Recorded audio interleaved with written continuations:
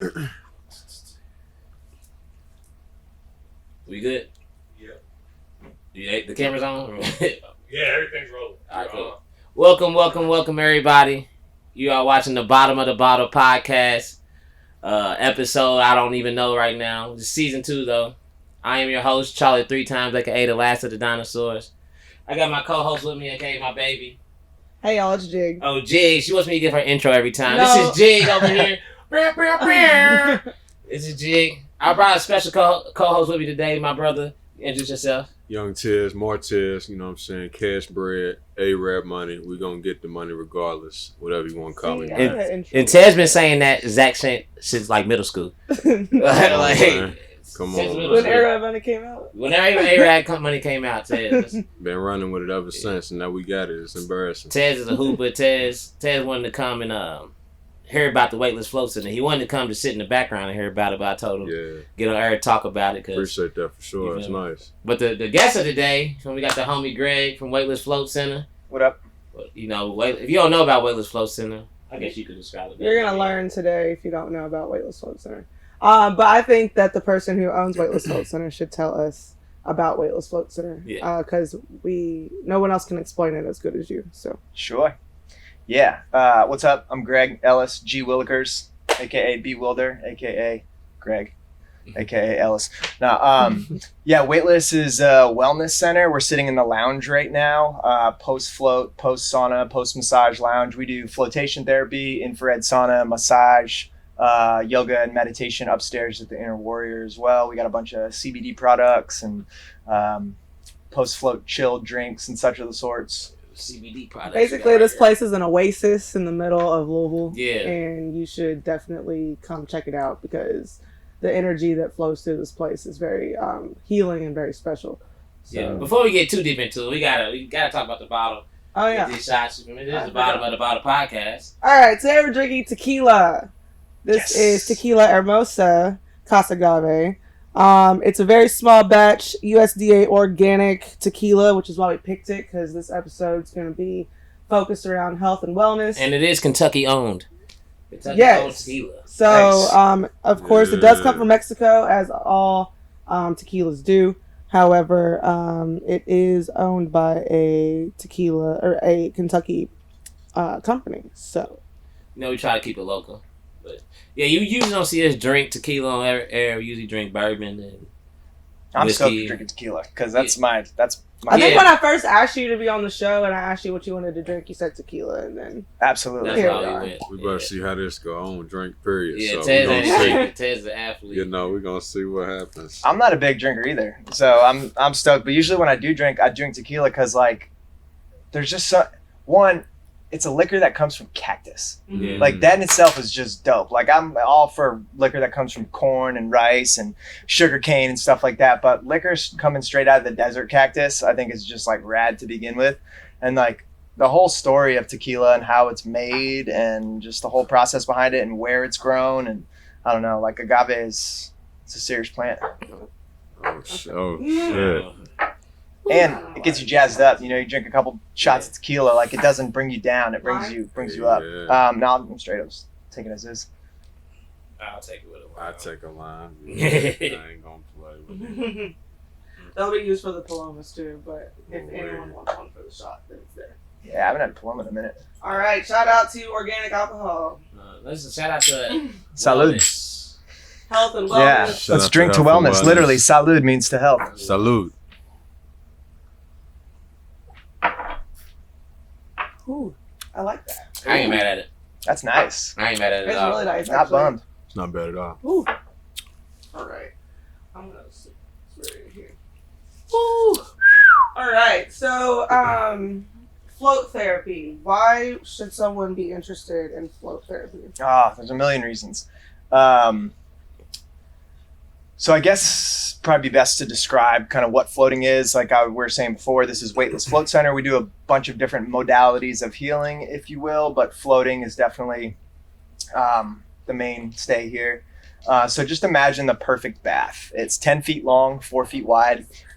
There's 1,000 pounds of Epsom salt dissolved into the water. So it's about 200 gallons of water. So it's about 5 pounds of salt per 1 gallon of water. So Okay, that's a good thing to know. Cause I be trying to explain to people. I want them to be able to know that fact. Like 5 pounds of salt per 1 gallon. Yeah, just think about like 1 gallon of milk and like a 1 pound bag of sugar, and you're like, wait, 5 pounds? It's super saturated. Yeah. So there's 1,000 pounds of Epsom salt in the water, which lets you float effortlessly on the surface.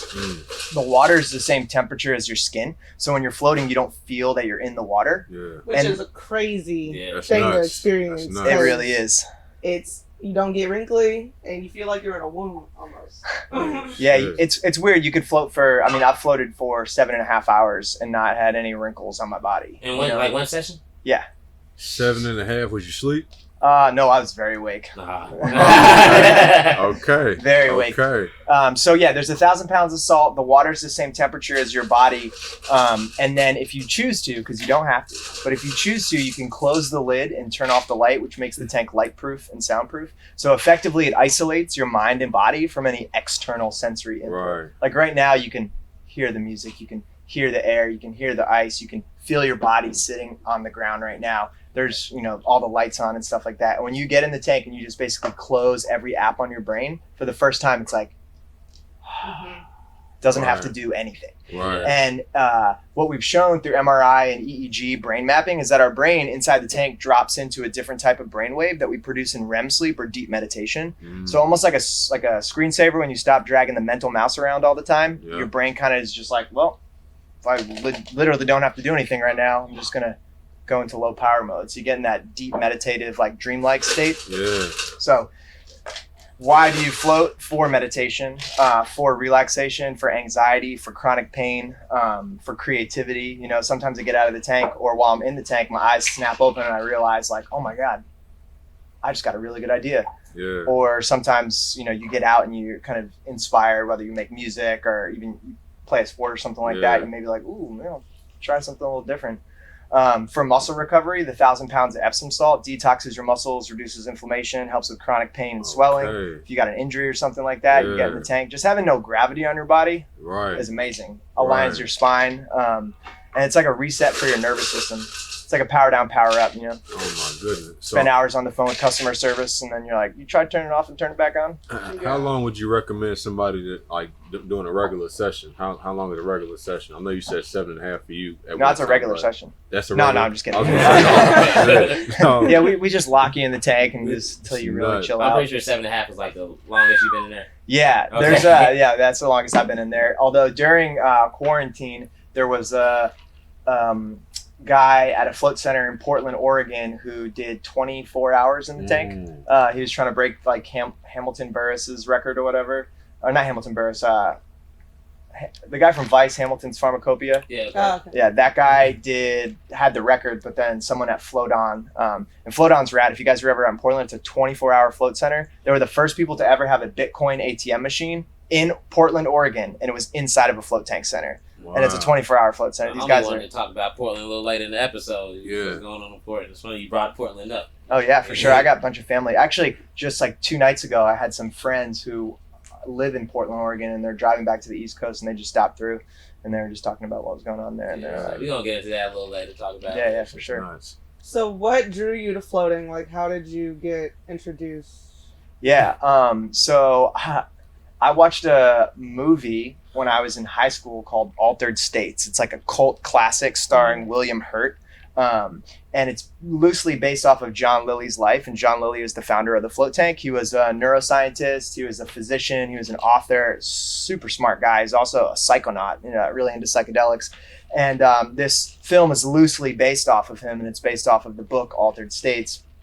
And in the movie, he takes a bunch of psychedelics and gets into a float tank, and he has a self-actualizing, de-evolving hallucination. So he's in the tank and he hallucinates that he's like turning into a monkey, but he actually de-evolves into a monkey inside of this laboratory inside of a float tank. He escapes the float tank, escapes the laboratory, breaks into the local zoo, and like kills a bunch of animals as like this like primate. And I was like, I need to do that. I need to try this. Yeah. And I just like started searching for float centers and eventually found one close to me. And I'm from Rhode Island, so it was in New York.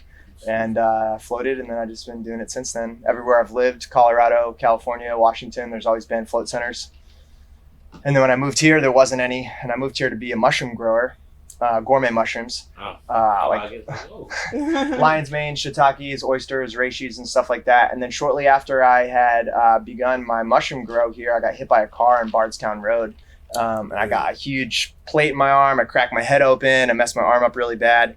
And the only thing that was really giving me any relief was floating. And I was driving to like Nashville and Indianapolis just to go float. And I was like, what is going on? Why are there no float centers around here? Yeah. And I ended up just like going down this rabbit hole where I ended up like figuring out why there weren't any float centers, because our health department said that they weren't allowed. Because if you don't use chlorine in the water, they said it's not allowed. Because it's pools and jacuzzis use chlorine, but if you have a float tank, you can't put chlorine in there because it has a lid, and you can't breathe in chlorine because it's toxic, which is like, why would you be putting that in the water then, you know, in terms of health and wellness? Yeah, for sure. So basically we had to hire an attorney, Brandon Cohen, who's now town councilman for the Highlands, Summer Arbach's husband, owner of Rainbow Blossom. And he helped me out just bringing a case to the health department showing that we could obtain the same, if not better, water quality without the use of chlorine. And then once we were granted that, we opened up, and now there's like 10 float centers in the state. So would saltwater pools be better than like chlorine pools if that was like a norm? And that we're seeing in general, just around the country and the world for that matter, people moving away from chlorine, because chlorine is basically just bleach, or should I say bleach is just chlorine. Yeah, chlorine. Right. So it's just more caustic. It's not good for your skin. It breaks down things a lot easier. And of course, salt's the same. And also too, salt is different than Epsom salt. So Epsom salt is magnesium sulfate. Salt is like sodium chloride, like NaCl versus MgSO4, but still super corrosive. It will break shit down. But so if you were to have a saltwater pool at your house, would it be Epsom salt? No. It would be just regular salt. It would just be regular salt. And since it's just natural chlorine essentially, because like salt is Na, which is sodium, and Cl, which is chlorine. So salt, like ionizer, basically just separates the sodium from the chlorine and leaves your pool with natural chlorine. So definitely a better option. But the Epsom salt is super nice, super therapeutic. Get all the benefits of that. I don't even remember what I was gonna say. Well, you just talked a little bit about the psychedelic situation, and to my understanding, you have created this space with hopes for the future once that progression gets to a better point, kind of integrating that. So I do want to talk a little bit about, MAPS and that involvement and just kind of how this all plays together. Yeah. To integrate eventually would be fantastic. Every state has their own legalities. As of right now, Oakland, California, Portland, Oregon, and Denver, Colorado all have decriminalized psilocybin.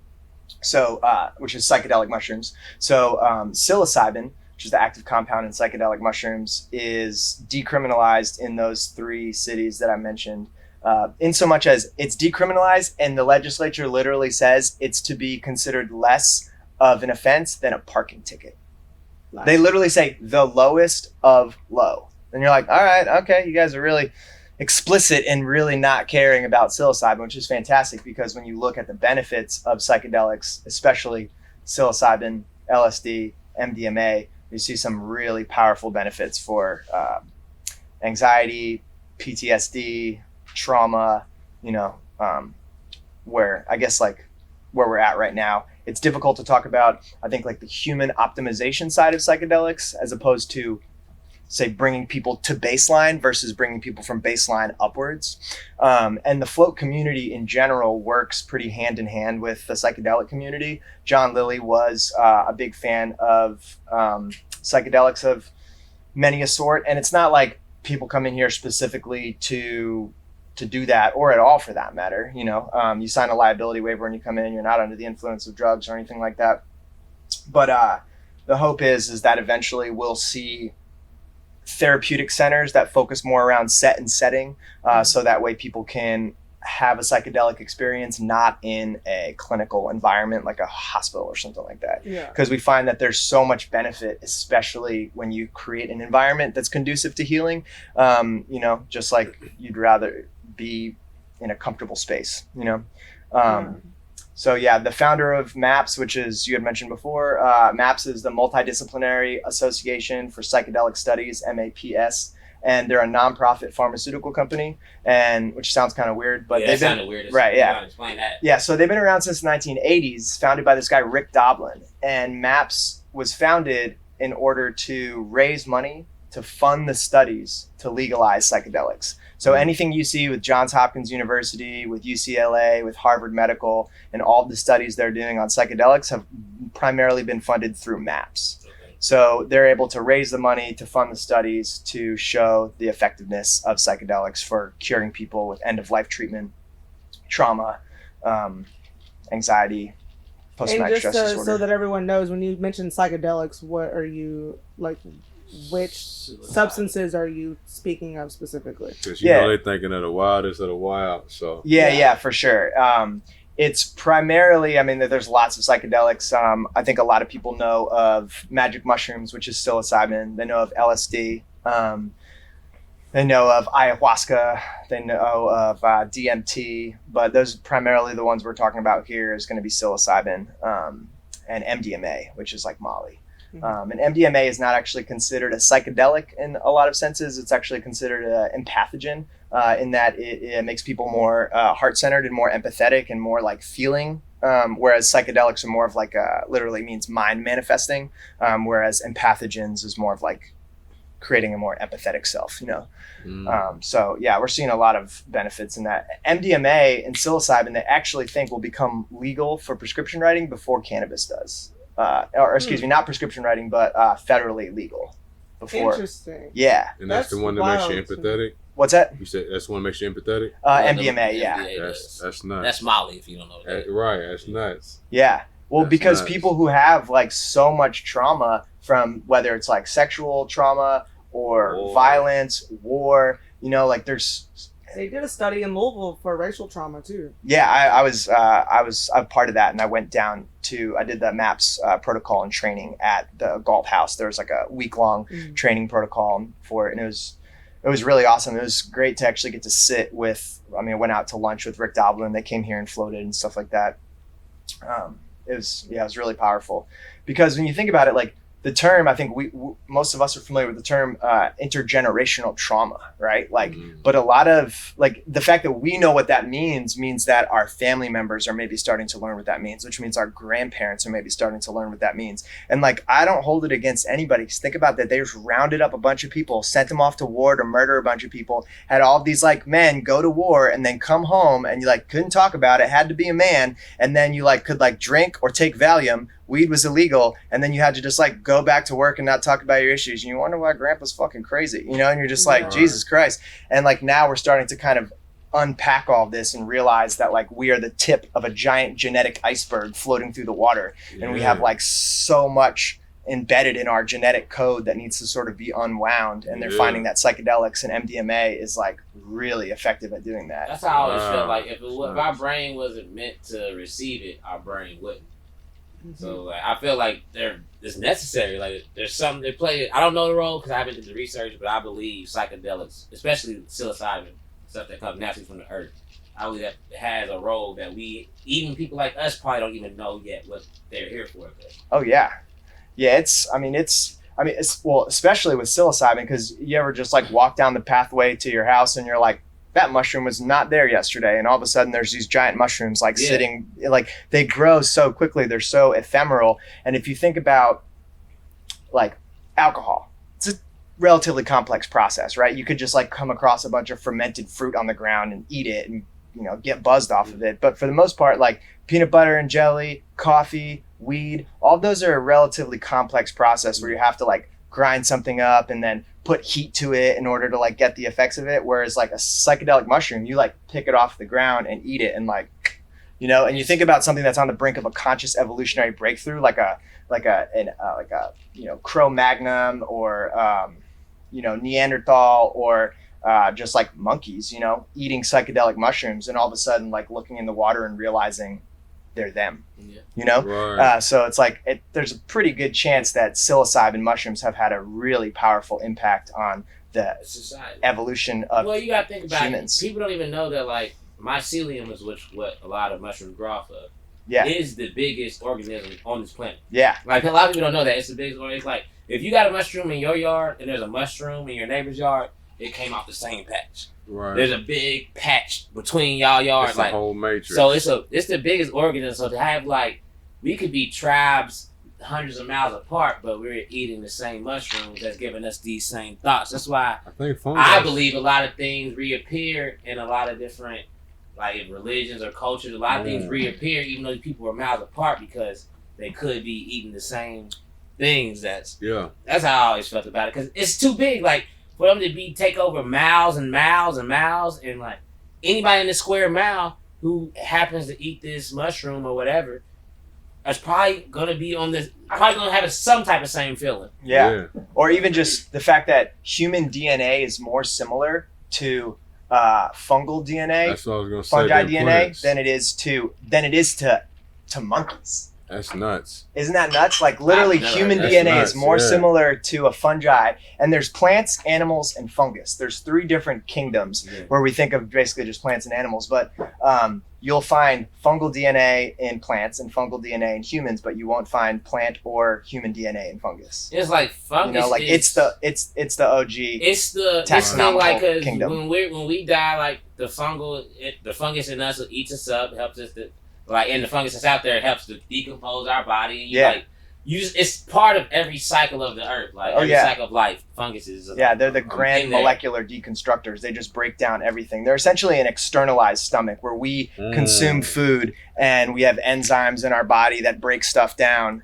Whereas, like, the mushrooms are an externalized stomach and they're moving outwards, sequestering nutrients. And they basically work as, like, an interface between what the plants need and what we need. And I really got into mushrooms because I was growing weed, and I grew weed for years. And the more I grew weed, the more I got into like nutrients and building my like compost teas and then building my soils and then realizing like rhizomorphic fungi, which are like the fungi that attach to new root growth. The better mushroom soil you have, the better your plants will grow because it enables the plants to take more nutrients out of the soil. Yeah, definitely. Like I'm not ashamed to say I used to grow mushrooms all the time. That was years ago. What's it called? Statute of limitations. Years ago. But I just, the simplicity of growing it. Like you said, weed was we growing weed. Oh shit. Weed's like a complex, complex thing to do. But like the way the mushroom grows so simple. If you literally try to grow them and leave them and just like leave your human contact away from them, they're really good. Like they really just grow off the ground and grow big and grow plentiful. Like. Yeah, mushrooms are it's a really cool process to get into, and if anybody is interested in them, because sometimes coming across like growing any mushrooms is really cool, but it's sometimes difficult to come across psilocybin. But there's a book that I recommend anybody get. It's called the Psilocybin Mushroom Growers Bible. Yep, I have it. And I got the little PDF, whatever. Oh yeah, for sure. The Mushroom Growers Bible will literally show you how to grow psychedelic mushrooms or any mushrooms for that matter. Arrowhead too. By step. But if you don't want to, use the Onion or the Tor, if you guys don't know about Tor browser, definitely should be using Tor browser if you're using anything, searching anything you don't want to be found. But buy that book.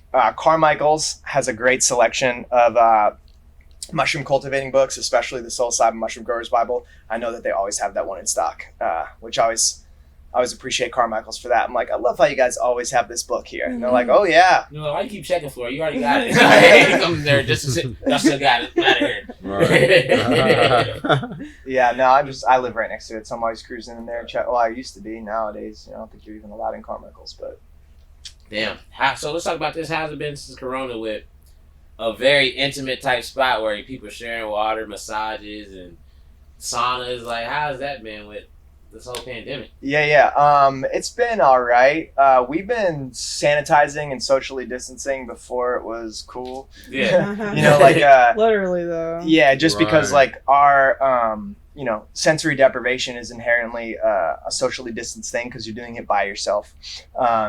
and our space in general doesn't really have more than the amount of people that we have right here. Yeah. And we've kind of limited our lounge seating space, and we actually aren't even doing massage right now. We have a couple massage therapists who work at the School of Massage Therapy, and they're not comfortable doing massage. And since they work at the School of Massage Therapy as teachers and they're not comfortable doing it, we're like, you guys are the teachers. You Best do massage ever, by the way. Yeah, especially you do a massage post float or something like that.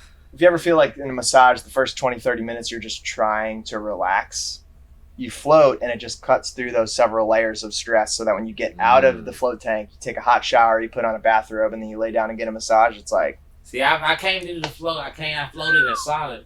Never floated in massage. Yeah, you do the trifecta, the ultimate spa, the float, sauna, massage, and then we have these really nice 2-wheeled wheelbarrows, and we'll just bring you home and just dump you on your lawn. Yeah. I'll be in complete bliss. Right. I'm gonna drive home right now. My first float, I felt like a limp noodle afterwards. And what I want people to understand, if they are to see this and then go float afterwards, it's not like an immediate gratification. It's not instant, to me anyways, getting out. It took really going home, getting settled, and then being like, okay, I'm relaxed now. And I think if, some folks might kind of get out and be like, okay, I don't really know what I just did. But if you really like allow yourself to seep into it, you really do notice the benefits, and they do last for a lot longer than you would have thought it would doing the process itself. I'm not going to stunt. I did it completely wrong my first time. What I will say, when did y'all open? April of 2016. Yeah, it was probably definitely real early on, because I remember being at the Herb, RP the Herb. Anybody remember the Herb was like a smoke shop around here? I've never heard of that. The Herb used to be on Barrett. Yeah, RP there, you know the Herb. It was like OG smoke shop of Louisville. And I don't know if you came in there or somebody came in there just talking about... It's probably me. Talking about this float shop that they were creating, and like Yeah, told us all the information. It was like, dude, this is about to be crazy. It'll change your lives. This is that. I'm like, all right, we're going to this when it opens. Then I finally got a Facebook ad about it or seen something. I was like, all right, let me come in here. And I came in here and I fucked up first by floating in my shorts. I didn't know I was supposed to get in there completely naked, and shorts got completely salted out. But it was definitely relaxing, but I just could not focus. I didn't have the mindset to focus. I'm in there just like trying to be quiet. I got splashed in water just because it's so quiet. It's so everything. I was like, I completely did that wrong. But then like the next day, I didn't want to do nothing. I'm like, all right, I'm chilling. So I feel like I got the benefits, but my mind state wasn't right. So then like, does it drain your energy?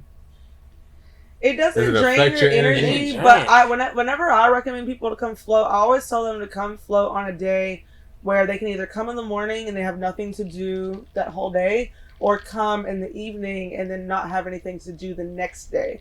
Because what I think will really inhibit you from feeling the benefits is if you come do it and then you have to like go to work or like go do this or do this super active activity. And like maybe someone for you who, has this at their leisure all the time, like you could, obviously float and then go do whatever. But if you're not really that hip to it, I think that you really have to seclude yourself for a little bit to really be able to get introspective with your experience and then really feel it within your own body. So would this be a good description of like the experience? Like it sounds to me like you're getting grounded, or you're being centered and being present, and to do anything else would take you out of that being present in yourself. Like, is that a good description to y'all? I believe so. What obviously I haven't done it. Yeah, for sure. So there's a lot of there's no wrong way to float, right? If you want to go in there and just play with the buoyancy of the water, like for someone who doesn't like, not me, but like for a person who doesn't like water, who doesn't feel comfortable swimming, who doesn't feel comfortable in water, period, to lay in water. Like we get people all the time who are like, oh, I can't float. And you're like, well, this is science. You will float. Like displacement. You will not sink I couldn't swim. in this water. I can't swim, so getting in there. And I didn't tell none of my friends. Nobody knew about Float Center. I just like, I'm going to go here and do this weird shit. Yeah. Like, I did love the shrooms. I grew the shrooms. So I was like, this feels right. I came here and I got in the water. I'm like, oh, shit. Yeah, I got in there, and it just like, I don't know, it just engulfs you. You just... It's I've weird. heard about It's the weird. isolation part. I've heard like an isolation tank, but I didn't necessarily know about like the physical benefits from the salt, like the salt being present. And obviously, like you said, detoxify your body and do stuff to your muscles. That's a whole different ballgame. I didn't even realize. Yeah, it's. At all. I mean, so yeah, there's no wrong way to float. You can go into it any way you want to. You can play around with the buoyancy of the water. You can go in there for a meditation. You can go in there to think if you need to really just think about something. Like sometimes I'll run to the gym. I'll work out. I'll run here. And then I'll float, where my muscles need the recovery. My mind's kind of charged up after exercising, where I'll just lay in the tank and be super present and just kind of focus on my breath. Other times I'll be raging for like a whole week straight, and I'm like, oh my God, I need to just float and like pass out for a while. Yeah. You know, Yeah. check in or check out, as I say. You know, sometimes you need to like check in, other times you're like, I'm out. Yeah. And like you can put music on, you can put a guided meditation on, you can just put I like to make music, so I'll make some music and then I'll just, you burn a CD and put it in your car and see how it sounds. You just like, bring a track in on your phone and listen to it in the tank, and you're like, oh, I like that. See, it's a that's little bit different I there. fucked up halfway through my session. I realized I could play music. I'm like, shit, I didn't know. And then I got that music cracking, and I was all good. Yeah. There's no wrong way to do it. And like I'm on day 8 right now of floating in a row. We're doing the heroic float challenge here. It's 5 floats in 10 days is the challenge, because people will float and they're like, oh yeah, I tried floating one time and it was okay. And it's like, oh yeah, I tried going to the gym one time and tried to get strong, but Okay. didn't work. And you'd be like, well, you only went one time. Like that's not going to have the same effect as if you do it consistently. Continuously, Yeah. So making it part of your, just like with a massage, as you all know, Spence, if someone gets a massage every 3 months, they're doing good for themselves, but you're actually having to like get them back to where they kind of were beforehand. Whereas if they incorporate it and make it something they do regularly, then they can actually like benefit and progress from it, and floating's the same sort of way. And there's tons of different ways to take it. Like eat a CBD edible, smoke a CBD joint before you get in the tank, or eat a regular THC edible in the tank. Granted, you sign a liability waiver that says you're not under the influence of drugs. I don't drug test people, but you sign a liability waiver that says you're not. But you can have a pretty psychedelic experience just on like a cannabis edible in the tank, for real. Yeah. Okay. Are these CBD joints we are smoking CBD like we always say? We're really smoking CBD like we always say. Greg came through with the pre-roll. Is this your company right here? No, this is my buddy David Jagger's company. It's called Skull Mountain Ranch. They're in Corbin, Kentucky. And he is just a buddy of mine who's just growing some really good CBD. I have a CBD oil company where we do CBD oil extraction, but he is just working on straight pre-rolls and a couple other things. Soon enough, I'll actually have straight glass jars that he's got this Alpenglow strain. It's like super danky, super stanky purple ganja, but it's just real high CBD and real high THC. And just like consider, you guys ever heard your parents will be like, oh yeah, the weed you guys smoke is not like the weed we used to smoke. Yeah. They're correct, right? Too much THC. Right. Well, because like think about it. Okay, like throw all the politics out of the whole situation. Weed was made illegal because it got you high. I know there's all sorts of things you can say about that, but weed, they told us, pot's a drug. Drugs are bad. You can't smoke it. It gets you high. So people are like, fuck it, I'll smoke it anyways. So the higher you get, the better the drug must be. So we've been growing weed and breeding cannabis to have super high THC for like 100 years. But naturally, cannabis doesn't have really high THC in it. It's got a nice balance, And you were saying about psilocybin before, how it's kind of like meant for us. Interestingly enough, cannabinoids, the endocannabinoid system, the endogenous or internal system of cannabinoids inside of our body, we already have them. Everything down to a sea sponge. Yeah. Birds, reptiles, mammals, all have a cannabinoid system. And the endocannabinoid system in the body is in the same place where our opioid receptors are. So our pain receptors are in the same place where our cannabinoid receptors are. And those are like some of the deepest parts of our brain in the reptilian, the periaqueductal gray hemisphere, the reptilian side of our brain, like the original kind of like layers of the brain is where our cannabinoid receptors are. And when you look at indicas and sativas, those aren't just like get you high and get you really into couch, but like they're equatorial and high latitude plants. So this plant grew all over the world, from really high up latitudes to really down south latitudes. Yeah. So you see that this plant is super versatile. Almost everything on the planet has an endocannabinoid system, and it's super beneficial for us. Nice. And as we dive into the cannabinoid profile, like THC is the one that most people know, CBD is another one people know, but as we pull it apart, there's actually over 200 different cannabinoids inside of the plant. And right now, one everyone should look into before it becomes illegal, because they're thinking it may be, is Delta 8. Okay, I heard that. Was that you, Special Tell? Someone was saying about that. I was talking about Delta 8 the other day because we're going to be getting some Delta 8 in here at Weightless, some Delta 8 gummies. But basically, under the Farm Bill, THC is illegal, but CBD and other cannabinoids are. And as we pull out the different cannabinoids in the profile, we're finding, all right, well, this doesn't have any THC in it, but it still gets you faded. You know, so we're able to kind of find different benefits to different types of cannabinoids, which is really cool, which is like why modern science is pretty nifty, how you can literally like extract individual cannabinoid molecules and what it's doing. Yeah, and figure out which one each individual. It's just all new. It's crazy to me. I see they just found one that it was like it's a specific strain, a specific cannabinoid that is known to cure cancer, but also like not fight anything else in your body type shit. I don't remember. I was watching the video on it, but it sounded crazy. That was last week. I wouldn't doubt it. I mean, they're using cannabis for fighting tumor growth and for fighting cancer already, but I wouldn't be surprised whatsoever if they are isolating them. Damn, there's this company now in Kentucky called Hemp Black, and they're making a hemp fabric that is you can like put a battery to it and it will like you can put a light to it and it lights up. So the cannabis, the hemp fabric actually is conductible like electrical wire. So you lay your phone on your chest? Yeah, like it's so nuts. I literally, don't do that. I sleep my phone on my chest all the time. You shouldn't sleep with your phone on your chest, but like I shouldn't definitely, but it happens. It should blow up.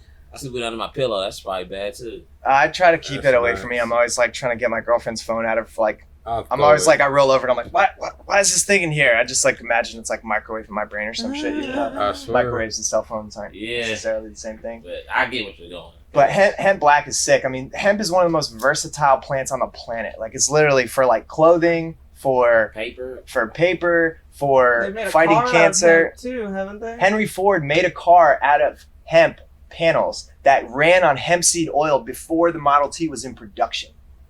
Have y'all heard like the real reason why weed was made illegal? There's a lot of reasons. He was saying the reason is because it gets you high.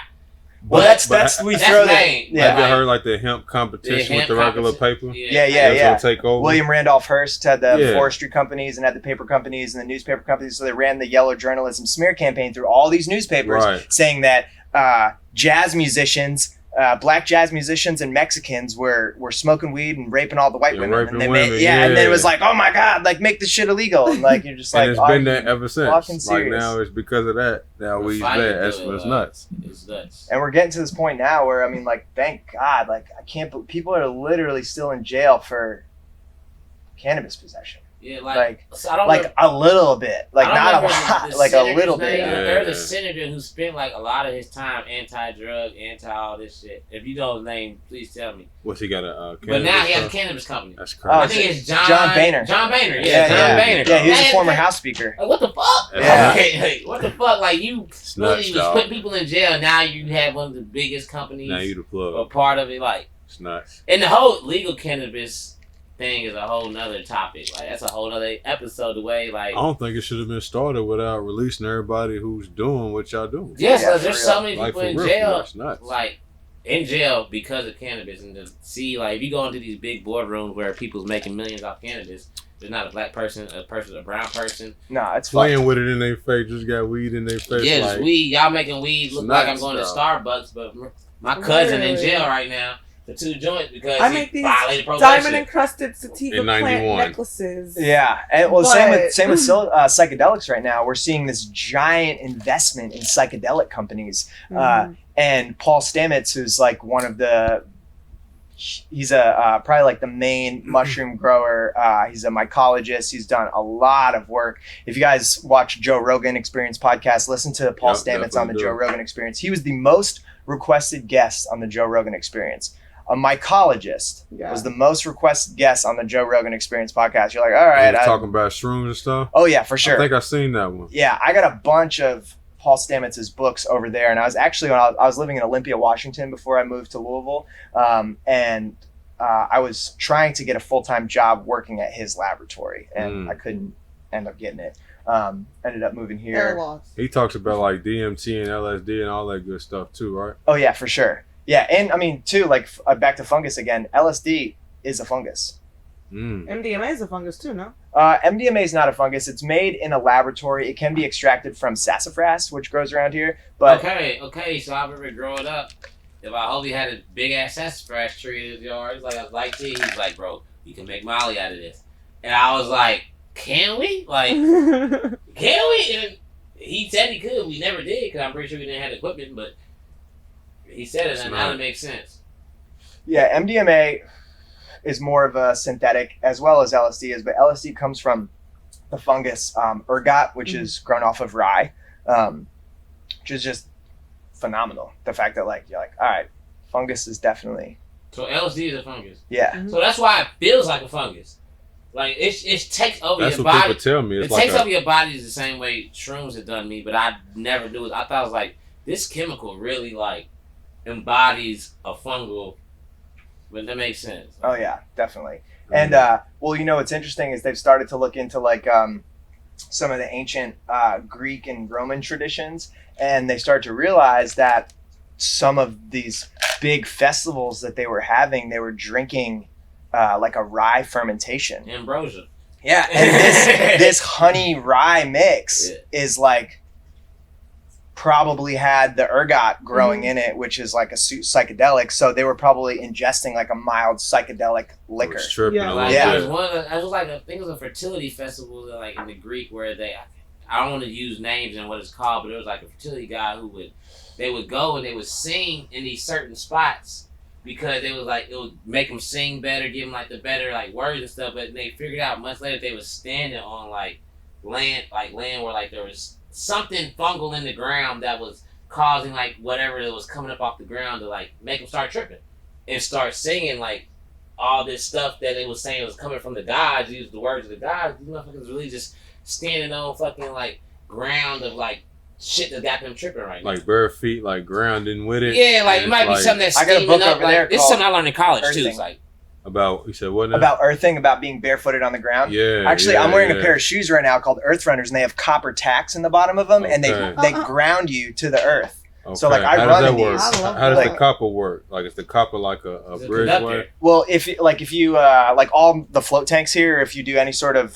if you wire any of these lights that are above us or anywhere, they're grounded, right? Okay. You use a copper like lug to ground it, so that way you have that, like, you don't have a potential like short in your circuit, and you don't Yeah. have the electricity go. It's like a lightning rod almost, Okay. you know. So what the copper does for the electricity as well as for our bodies, we're an electrical charge. We're For sure, yeah.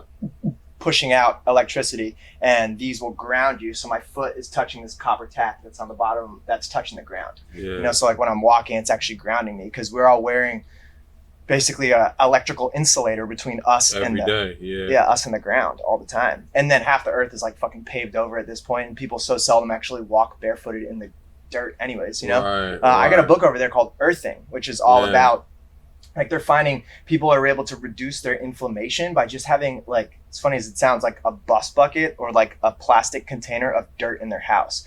People who live in Manhattan on like the 54th floor of some apartment, they're literally like, put your feet in some real dirt in the morning and it's actually good and will reduce inflammation in the body. That was gonna be my question, like, because obviously there's been like stuff paved over, concrete, all that good stuff. It's not just like a direct line from dirt to direct earth. There's something between it. Does that matter? Like, can you really just get so some dirt? concrete is inspiration. I don't think concrete gonna give you anything. No, concrete is just concrete. It's Right, just flat right, as right. fuck. But like, imagine like if I'm trying to ground. Okay, let's say somebody made built a playground, but on like the bottom is just concrete, and I'm putting my bare feet on the grass, but on underneath is concrete. Is that still grounded? Well, I think having the dirt, yeah, and having The something dirt, growing period. there is Okay. is what's crucial, because otherwise that you could run the same thing with like people having dirt in their house. You know, the Yeah, dirt right, is, right. you know, sitting, say, in a plastic bucket that's Okay. sitting on top of a subfloor. I'll sitting never on know top where of to concrete. ground it. I'll be wanting to try, but like I'm like, if I go to a park, is that Yeah. gonna be? Is this real? Like, is this synthetic? Just dirt they just put here? Or like, will that matter? I don't. I think about that. I get what I you're can't saying. really answer, but I'm not really sure. But I get what he's saying. Like if they're able to put their feet in a bucket on the 55th floor, then and it just works, then it having should. dirt on concrete and live growing out of this dirt, then Yeah. it should. Yeah. But that's a good. I got to look into that because me and her getting arguments all the time. 'Cause I go barefoot all the time. Oh, the first thing I do, I wake up in the morning, I walk outside in my backyard, and I take a piss barefooted. That's what I do. Like every morning. I do say walk I out. try to piss outside once a week. Oh, You know yeah. what I mean, just because I just rather not flush my toilet. It's a waste of water. I just like, I felt like my pee come from my body still touching the earth and just like that connection. I was like, I'll never hold my piss. I love pulling over. Same. For real. I gotta pee. I I love pee it. outside in the Pull heartbeat, over. boy. And while we're on the wait. topic of feet, right? Like, go barefoot. Or if you can't go barefoot, like, I highly recommend not supporting your arch, right? Like, I was talking about this the other day. The arch is one of the, like, take an egg, right? So the arch in nature is very strong. You take an egg in your hand, a chicken egg, and squeeze it, it's fucking tough to break it, right? But a baby chicken who's not even alive yet can poke through the underside of the arch. Arch is so strong until you try to support the arch from underneath, and it totally breaks the geometry of it. And what we're doing is we're constantly supporting the arch of our own feet.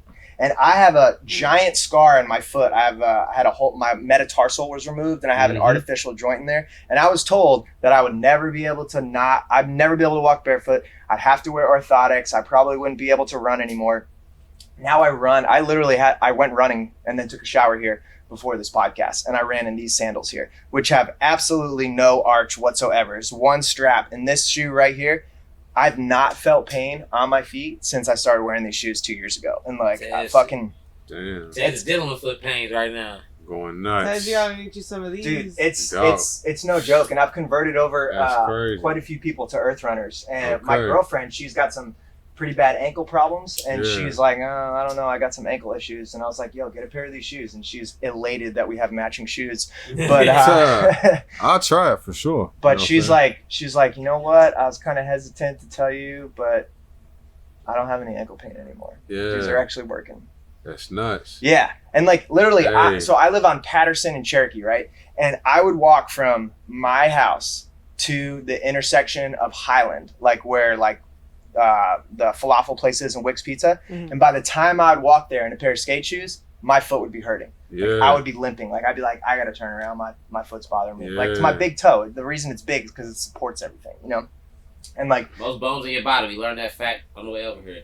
Most bones in your body is in the foot. oh yeah, for sure. Yeah.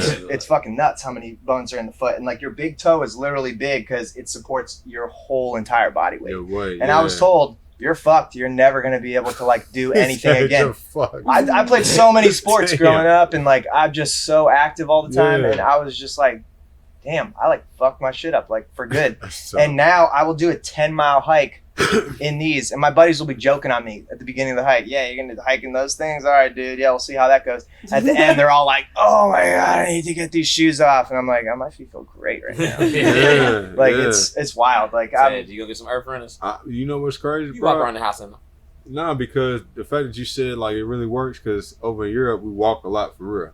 Like that's one of my things. Like where do you live at? I'm in Finland. I play basketball in Finland right now. Sick. Yeah, so like they use like obviously like the like trains and stuff's on time, buses and stuff's on time, so they really use that public transportation. So you walk from stuff like train station to the tram or whatever, and I'm thinking like I got a damn boot on. I might really relax and really wait. I'm supposed to go in a few weeks. I might wait or whatever, but just even thinking about those when I do take the boot off, I may try those and see what the hell happens because I'm. Dude, I Not hate flip flops too. I've you ain't never. gonna have your homies in Europe with you like, Ted, what's up on your feet? I'm gonna be honest. just I'm wait, gonna be just honest. wait. It People will ain't be like joking that on you over at first, and then they'll be like, Yeah. you know, I'm gonna get a pair of those. And like, it feels good to be barefoot. I have so much more like strength to my feet now than I used to. Yeah. My feet have actually widened a little bit, like where because Okay. I'm not like stuffed into a little tiny shoe. And And, me some of those. Yeah, you Dude. talking about, I'm trying to be grounded with my copper. They're so Hey, nice. y'all need earth runners. Y'all need to be selling y'all Earth stuff in runners. Weightless Float Center. For real. Yeah, so they don't actually sell their stuff anywhere. They're just directly to consumer. So you Okay. purchase from their website and they'll send them right to you. And I broke a strap on one of these. And again, it's one strap. This has got to be like the shoe that people have been wearing for thousands of Yeah, that's years, what they right? had Like in it's 300. literally, there's one, it starts there, it goes around and just loops around and then just goes underneath on the bottom. And like, I mean, so solid. Yeah. Like, fucking so That's what solid. Jesus wore. For real. For real. Yeah, Yeah. serious. Walking around full And- speed. How you walking on water? Them earth runners. Sliding. Yeah, no, I highly endorse these shoes, and I didn't think I would be so comfortable in them. And I've never worn flip flops. I hate flip I flops. hate flip-flops too. Because That's what I I feel like maybe it's because I like always smoke weed, and then I'll be smoking weed, and I'll be all of a sudden become very aware of the fact that I'm curling my toe as I'm walking, and I'll be like, see if I can not curl my toe, and then my sandal falls off or something like that. Yeah. Literally, it bugs me out to wear flip flops. Like, I got to take these off. I'm just thinking about my toes moving right now. Oh man. That's So why I always these are a wear little socks. uncomfortable at first because there's like a strap in between your toes. Yeah. But once you get over that feeling, like, It's solid. game changer. Yeah. And they're made for running, so they're actually like That's what's crazy. they're You tight said on you your ran feet. and all. I'm like, wow. That's, no, they're made for running. They're made That's for trail nuts. running. You ready to get a game in them? 25 points. Fuck no. My Nah, man averaged that- 25 points with it. What do you have? What do you have in your Well, foot? no, I was 20 for real, 20. but I had it's a long word. Basically, I had a tear on the cartilage on top of my tarsal, so it's like the ankle bone. So basically, I had to get they had to drill bones in my cartilage so the blood can regrow the cartilage. So yeah, serious surgery, but that's what I didn't think I needed the surgery. I didn't know my shit was hurting. I was just shooting the ball for real. Wasn't trying to go to the rack, but I love look, you was a lot of shots on them highlight tapes. Yeah, that's how I was, Pull-ups. man. A lot of I I walked with such a limp, and everyone used to like I used to give me limp shit. so They'd be bad. like, "Man, you got a serious strut," and I'm like, "Yeah, it's my foot just really hurts all the time."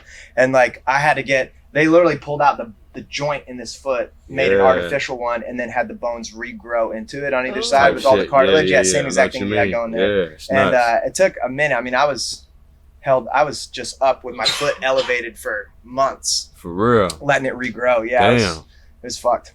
Yeah. We're gonna shoot this toast to our feet for holding us down. Yeah, For real. Grounded. 10 Keep toes us down. grounded, 10 Salute. Yes, toes sir. down. Salute. Salute. Oh, yeah. You popped the Izza. I still have this here. I remember we had a Spanish teacher try to tell Doug that salute didn't mean cheers. Mm-hmm. Doug's Hispanic and he speaks Spanish, and she tried to tell him what Spanish was. Yeah, he was like, He was salute. nuts. I couldn't And believe she it. was like, nah, that don't mean, like, you don't use that for cheers. I'm like, yeah, it might not mean cheers, but this is a goddamn 14-year-old telling you, oh, this is what my family says for cheers. Right, yeah, that It's was the equivalent nuts. of a cheers, you know? Yeah, Everyone shit. has their nostrovia, their Yeah. pros, their Yeah. ching ching, Well, their they said, cheers, their... they told us, Salute. Japan, they told us one. I don't know, we did it on the show with Cannon. I don't What know what it is was. it, Shay Shay? Something like that. That's all I Ching know. ching? Yeah. I don't know. Shay Shay. In Brazil, something. they say ching ching, like that's like ching ching. Gambe. Gambe. Yeah, Okay. that's what it was. Ah, you was there for that episode, yeah. Gambe. He's been there forever. Has he not? He wasn't there for the first 2 or 3. Oh. Yeah. Then he came, he was like, Paul was like, Spencer said he'll come help out. I was like, Spencer's my dog. I don't even know why he's texting you over me. That's my brother. Like, Maybe this IG. so, you know, we getting a little drunken. I had a question. I had a topic I wanted to talk to you about because I used to experience back in my day the side eyes, the little sniggering and all that shit. How does it feel to be in an interracial relationship, especially in today's climate?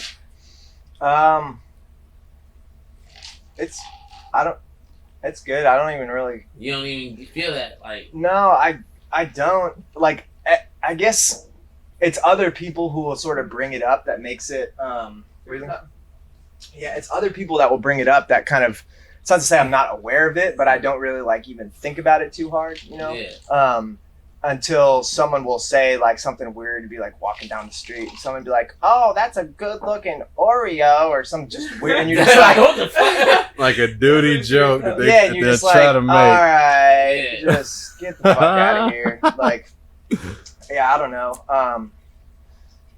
I don't know. I guess I just like just grew up just around people of every race and Yeah. ethnicity, and I was just always like, Where'd you grow up at? Like, where are you from? I'm from Rhode Island. I'm from like southern Rhode Island, like a beach community, kind of like south of Providence, like two and a half hours from New York City.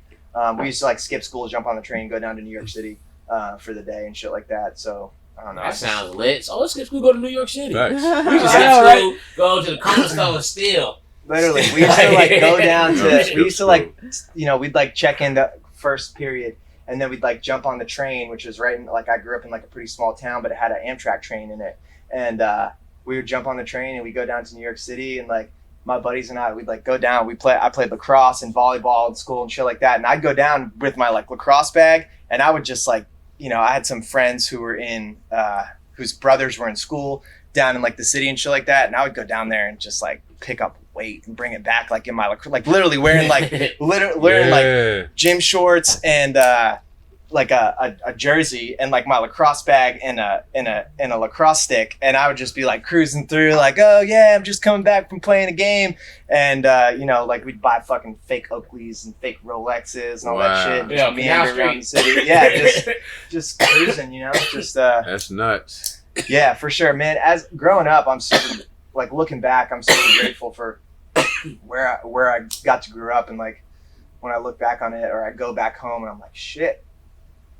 Like you talking about the community? Yeah, just the community. Like I grew up in this like a stony, mellow beach town, pretty rural place. Like it wasn't like a big city or nothing like that. It was just real quiet, but real cool.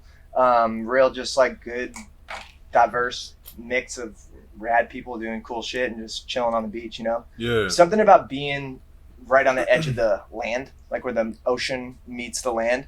I don't know. I think it just like gives people a different perspective on things, you know? For sure. Yeah, something about the ocean. No, I went to school in South Florida, and I tell people all the time, it's something about being by the water. Oh. I don't know why. It just Amazing. It just the whole vibe of life is so much different being by the water for whatever reason. Yeah. So I can definitely understand what you're talking about for sure. Yeah, I always feel like as long as I have some sort of geographical mass to substitute, if it's not the ocean, the mountains, the giant forests. And Kentucky is actually like the first place where I haven't been like engulfed in the redwood forest. I was gonna ask you, what brought you to like? Cause you said you live in the mountains, then fucking by the beach. Like, what brought you to the swamp area? Well, I'm from the swamps. I'm from Rhode Island. Literally, the term, like the derogative term for people from Rhode Island is swamp Yankee.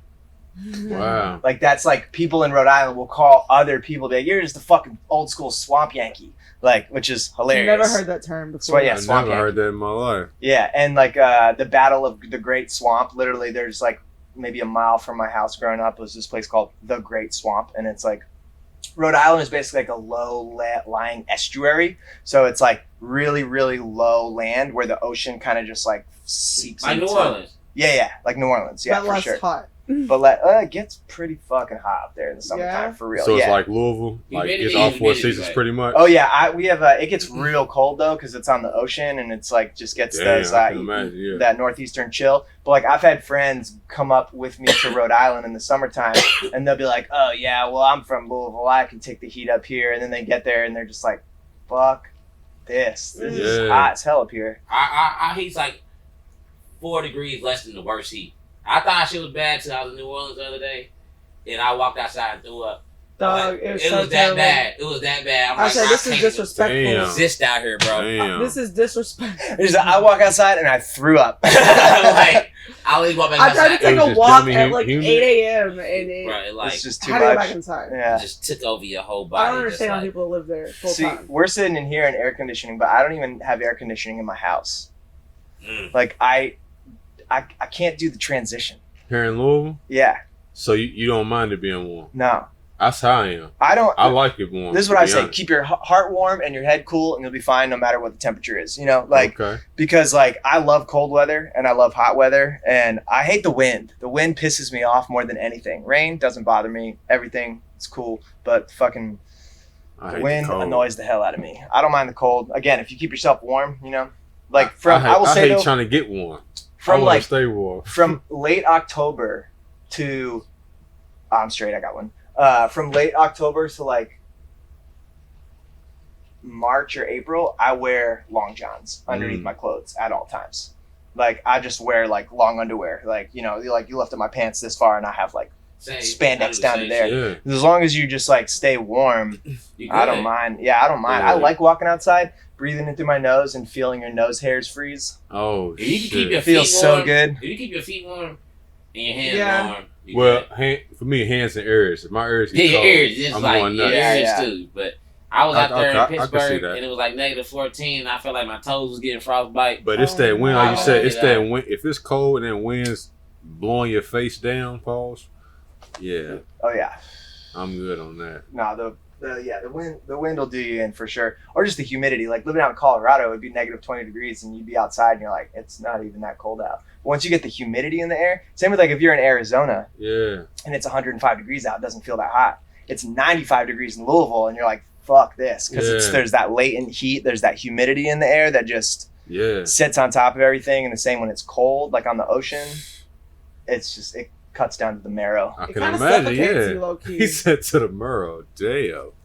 Like I know people who live in way colder places than Louisville and way hotter places than Louisville.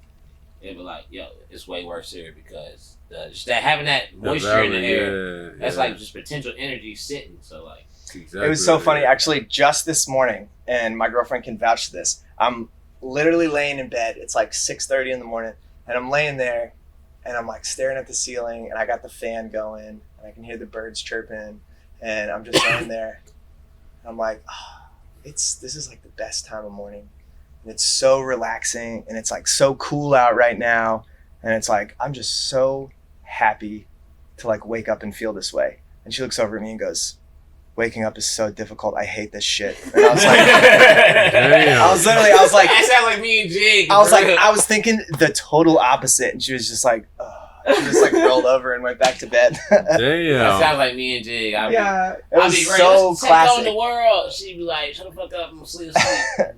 Oh yeah, for sure. It's like, can you not sing for the first hour that we wake up? Oh my god, yes. Charlie's like singing I can't. from the top of his lungs, and I'm like, can you fucking stop?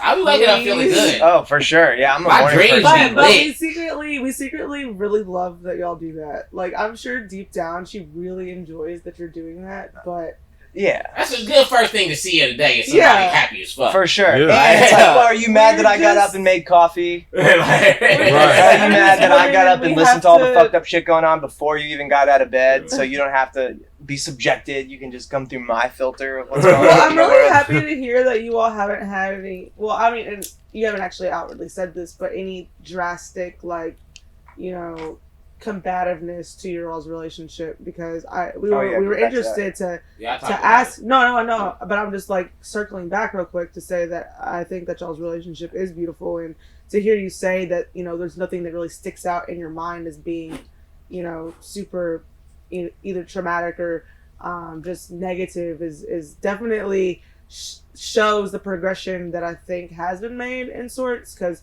my parents being interracial like that in the 90s, like, it's not a thing. And it still does happen now. In the 2010s, I was threatened. My life was threatened for fucking with a white guy. And that's the thing that I was going to say too, is the different perspective of you all being a white man with a black woman versus being a black man with a white woman. Right. It's perceived two totally different ways. Yeah. That is true. Yeah, for sure. True.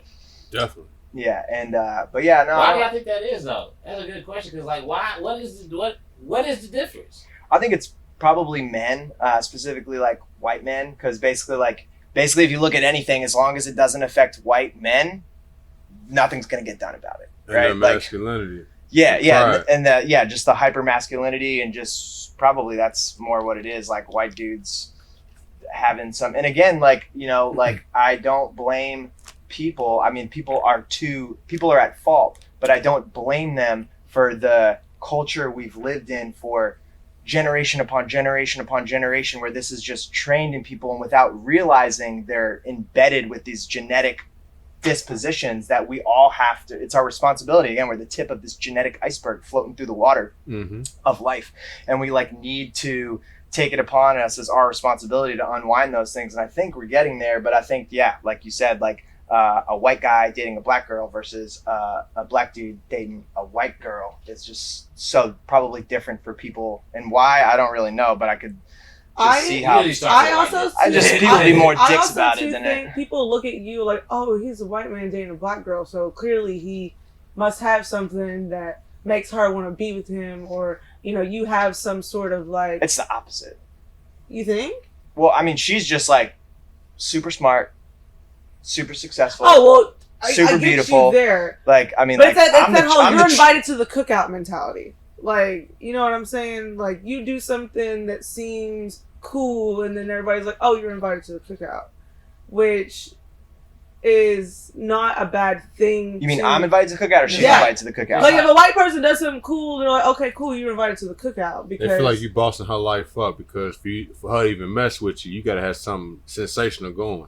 That's what they feel. Yeah, I heard. That she's gonna that's attracting her. That is the thing that people say all the time. Like, oh, he's Yeah. invited to the cookout for sure. yeah, He's like if invited a to white the person cookout. does something that black people fuck with, they're like, oh, they're invited to the cookout. But a lot of people don't really jig with that thing. And again, like nobody's But like like, that on didn't anything. happen the opposite way. Like there's not a saying for like black people like I'll fuck with that. Like black people say See, I I'll don't even fuck know with- that term when you're like invited to the cookout. I was like, So- I have cookouts all the time. What So, are so, you like, talking so, like, about? so like, when, like a group of black people like really fuck with a white person, I'd be like, oh, Greg's invited to the cookout for Yeah. sure. Spencer's invited to the cookout for sure. He's invited to the cookout for sure. And like you one of the white guys who'd be like, oh yeah, that man come to cookout with the family. Just being Shit. included Yeah. with the Because culture. like cookout is like a thing like where we bring in the family, Fellowship. like Yeah, a lot yeah. of shit. So it's a good term. Comfortable. It's a good term, but like I don't know what the opposite term of like. So your girl, she was like, I'll definitely bring Greg to the family cookout. But I don't know what the opposite term. But would be. like black men that are date, and I don't see anything about black men that date white women at all. But I don't like that's not the first inclination. Is like it's a negative inclination that comes to it. For Like, like sure. black I men feel with like white with women yours- is not a positive. Like it's not a positive thing. like that's weird. That's crazy. I never thought about it until we just had this conversation. Me neither. Like, Yeah, I mean, yeah. like Yeah. I never thought about it that way. Like, Yeah. But That's that right. is very true. Because if you was to see like a white girl, if you would see a white girl with me, you wouldn't think that she would be like this hyper intellectual girl. yeah, Exactly. You exactly. You that wouldn't think too. that, and you wouldn't even know who I am. She could be, She probably and she 'Cause- probably Because I is. would see, I would feel But that way personally. Me, yeah. I would be like, oh, this girl's not like just a stupid person who's basing things off of just something so surface level. You know And what I'm I saying? think that's your environment. Yeah, the way yeah. you described it, so diverse and so mellow. I really think we're a product of our environment for sure.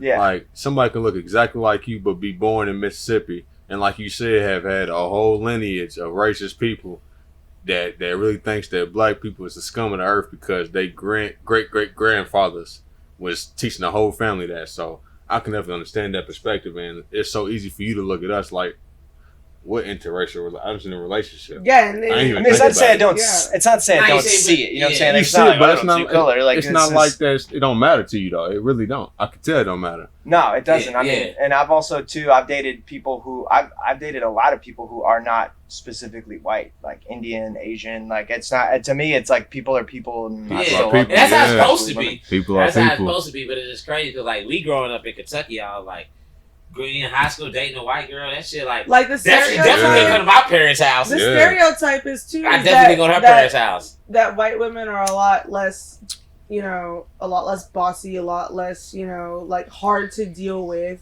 And a lot of black men tend to go that direction because it's easier. So that breeds a mentality of like, okay, well, this man is with this girl because it's easier for him than being with a black I would woman. tell you, listen, I would say this, I'm looking at the camera, I tell you why that black man is with that white girl. Because she fucking loves him more than anything on this fucking earth. Amen. That is why he's with her. He ain't never seen, and that's the same love he get from a black girl. Love and is he- love. But that white girl is the one who's the first person probably gave more love than his mama ever showed him. And he didn't know how to deal with it. She done came from a home where all she experienced was love. So she knows how to give love. So he saw that and he don't know, he ain't never had that before. His daddy That's a didn't tell his worded mama. perspective, boy. Like, you feel me? It's crazy. Love is And love. that love is what She gets grew so up in nothing but love. love. You feel me? He didn't. We grew up in nothing but no love. You better not Why show wouldn't love. he You attract to better not- that? Cause like That's and people not- got to get out of that mind state. That's It's like, not- oh, he's just doing it for color. Nah, he can't because she loves him. She loves Well, him you know what's crazily. crazy? And vice Even- versa. Yeah, like Yeah. vice versa everywhere. Like for sure, Even the sure. perspective though of the parents, like I know for like my mama, she's not racist at all. I know for a fact, but like my mama grew up when like we all heard about busing.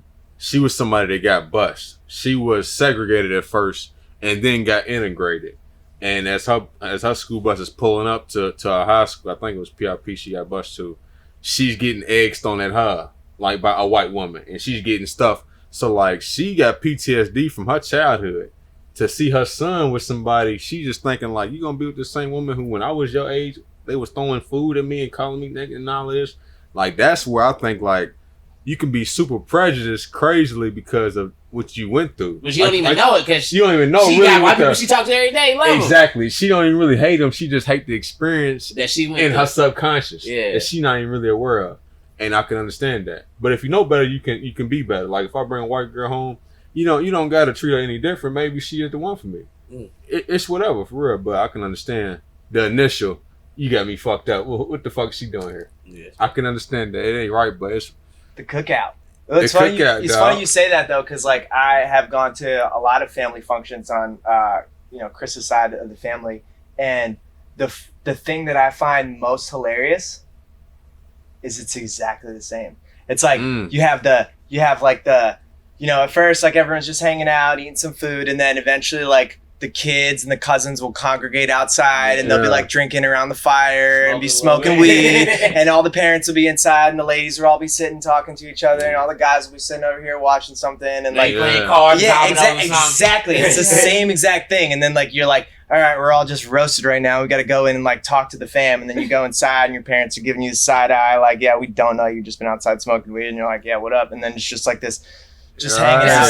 It's the same. And I was like, that's the thing that's been most hilarious to me is it's exactly the same. And I'm like, this is just like my cousins and my family. And like, I just kind of passively stand there while her and her cousins just banter and back and forth about their family. And I have no idea what they're talking about because they're like, oh, remember when so-and-so did this? And I'm just like, cool. But the second it's flipped and I'm with my family, she's just sitting there and I'm talking to my brothers and my sisters and my cousins about everything and us growing up and shit. And yeah, it's just exactly the same. It's like, yeah. I always said to you, like, the most redneck person I ever met and the most hoodest person I ever met were probably exactly the same. Oh, yeah, for sure. Like, down to the core, just like, they rep whatever they rep the hardest. The hardest, and they didn't give a fuck about nothing. It's like, y'all motherfuckers would probably fight each other if y'all was in the same room, not knowing y'all the same exact motherfucker. Same person. Same exact person. Raised the same, just like on two separate ends of the spectrum, but like the same exact motherfucker. Yeah, for real. It's crazy. It's definitely nuts. I think the issue, I mean, obviously segregation is a lot to unpack, but I think the biggest part that people don't understand is how much more alike we are than different. Yeah. And that gets lost in translation a lot. And I think if we could all come together and see how much more similar we all are and not think we're all so different as we believe us to be, that's where that common ground can get found. That's a good point for real because a lot of people like to look at the differences. But because you're gonna be different. You've grown up on different sides of town. You've had different influences and experiences your entire life. But I think the more that people sit and speak with each other and converse with each other and really share experiences, and it's like, oh wait, we're not that different, and then that's how you can really build community. But right now, everybody's so separated because the nature of not only Louisville but America as a whole has been to separate people who are different, but it's like we're only different by so much on the outside. Yeah, it's easier to change your skin color than like your eye color, like. And by it's a way of keeping people distracted with these surface level problems when really it's not racism, it's classism. You know what I'm saying? Like it's a big fucking club and we're not in it. Yeah. Right? It's basically like all the poor people, no matter if you like, oh, I got $1 million. Yeah, well, you're still fucking broke. You know what I'm saying? Like compared to like the fucking money that people have that are running the world right now. Yeah. And it's in their best interest to keep people like fucking lobbing bombs at each other on other sides of the whatever line, whether it's a fucking religious line or a race line or a ideological line. Like it's easier for that to happen while they just keep fucking lining their pockets. I like say like they want to keep us looking. People always say look towards the future, but the future is in front of us. Like in the front of us could be fights, in front of us could be arguments, in front of us could be war. But when we look up, you feel me? That's where we need to be looking. The cause of all this shit. Because if you look up, that's where you see the stars, that's where you see the sun, that's where you see the moon. That's where you see that's where you see the history. That's where you see the past. Look up. Yeah, and if you don't know the past, like no one ever says, see, isn't that great? History's repeat itself. Everyone's like, fuck, history's repeating itself. Which just means that we need to understand our history by, like you said, when you look up into the stars, I mean, those fucking stars are millions of millions of years, Yeah, light like, years look up. away from us, and we're literally That's seeing why, the like, past coming to us. We need even to look coming up. to the point when I We say need to look up, back, not forward. like, I mean, we have to look forward, obviously. when I look up, you gotta look forward, but you gotta realize forward is this motion, up is where we're gonna end up type shit. But like, even when I go to like a city, I tell my homies like, I don't know what city, whatever it is, we gotta go to the tallest building and get to the top floor. That's the goal. Cause whatever up there is the best thing we need to figure. Cause whatever's at the top, like, why do people climb for mountain I peaks? like that. You feel me? It's Like, like, we're just going to the tallest building. Wherever tallest it is, building, we're going top there. floor. All Get right, I'm there. gonna How take we gonna that get into there? consideration next time I'm in There. the city. The tallest building here. Right. Top floor. And they Yeah. said that a mountain taller than that tallest building, then you might need to get on the mountain. And even if it's like some like law firm, you just like walk in the lobby and you'd be like, "Can I go check upstairs?" And they'd be like, "They won't let you, but I'm just the doorman. I'll show you where to go." Yeah. That's how I like to Hell think yeah. about it. Because what the fuck is going on? Because like the pyramids are great pyramids, the tallest building. Like if everybody on Earth disappeared like that, and I was just Could happen. a random person came to this fucking city and looked up to this city, they're gonna be like, who was Fifth Third? He had to be great because it's the And that biggest shit's- building. They're like, who the fuck was Mercer. Fifth That shit's Third? not even Said, gonna who is last. Who the Fifth fuck was Third? Mercer? He had to Nah. be great. Like, Robert no. Mercer. well, I have a speaking of book about that over there. It's called Dark Money by Jane Mayer. It's about the Mercer family, and it's wild. Yeah, it's Yeah. literally right over there. Oh. What do y'all think about Yeah, the we gotta future and buy that. history? Like, I forget what movie it is, but basically, like the concept of the movie is like they burn all the history, they burn all the books, so they can create a new future. So like I feel like that somewhat happens already. Like, Yeah. Oh yeah. Yeah, Like- that's what it is. We're Like, scrubbing. We so scrub 100 history years all from the now, time. what would they say about right now? What do y'all really think? History's y'all say written about from the now? point of view of The the winners. winners. Yeah, of the not- winners, yeah. yeah. So like even like That's nuts when to we me. could, like and it's We'll like never being, know being in ourselves. these protests and seeing protests and be able to be down there, see what happens, and go home and watch the news and see two different things. Oh, two different That things. just shows you what it is. Bananas. Like this is in one day. Or Yeah. One day, the, it's fucking years. talking about the ain't fucking around. And if Well, I it's say NFAC coming here Saturday, and like they had the misfire, and it was like 3 people shot, rushed to hospital, and really what it ended up being was that someone misfired. Yes, no, he but didn't misfire.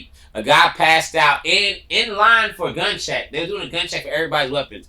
So in line for gun check, a guy passed out in the heat, and he had I think it was like a butt fired shotgun. Wherever whenever Okay. he hit, it hit concrete. Yeah. So 3 people got hit by concrete pellets and shit that hit them. Yeah. And 2 other people came back right after. Mhm. And you read the headline that said 3 people got shot. And then we're reading, That's crazy. like That's shots fired at NFAC No shot for meetup, and Well, it's like that's what this is the problem is like we live in the 24-hour news cycle, Yeah. right? And it's all about the race to see who can get the most sensationalized story the The quickest out there. quickest, no matter like, what it is. I always joke. I say, well, even if it gets downgraded to a category 2, they'll show you. They'll be like, well, the wind over here for a category 2 is still crazy. Like, oh, look at my hat, just flew off my head right there. Like they just try to make everything seem so much more. Just for clicks and just Yeah, Clickbait. clickbait, Clickbait. yeah. It's like the same way like it Right. goes into the music industry, motherfuckers do shit for clickbait. Clickbait is like a term for a bigger propaganda word that people have been doing. Like I don't know the word, but I'll guarantee clickbait is the same as a propaganda, something they've been doing. propaganda. Just fear-mongering. Period. Propaganda, and period. Just, Fear Right. mongering, that's really what it is. groupthink and being able to just, influence people by what we all think and see and feel, and it's staggering. Like the quickness at which we can all jump onto a topic and feel a certain way about something, and basically use like the social collective to like dox somebody or commit somebody of a crime, even if they didn't do it. Like one of the craziest things was that those Covington Catholic kids. Yeah, they were wearing MAGA hats. Yeah, they were at a pro-life rally. Well, they just but came like up too. the way that was portrayed in the news versus when you saw those videos actually come out in the long run was so drastically different. And you see how many people like literally like I'm really not into cancel culture because it's such a dangerous like people like and unfortunately it's a lot of people on the left who feel that they have the right because they feel that what they think and they feel is correct versus anybody else. And because somebody says something, they can just cancel them. They can dox them. They can say, this is your name. This is where you live. This is where go to his house and throw a fucking brick through his window. And then you have all these people outside and it's like, you just ruin that person's life because they said something, or like that freedom of speech is freedom of speech, and like Dave Chappelle said it best. The freedom of speech is the First Amendment, and the Second Amendment is there in case the first one isn't being upheld. Like even with that, what you said about the dudes from Covington Catholic, they got what 250 million.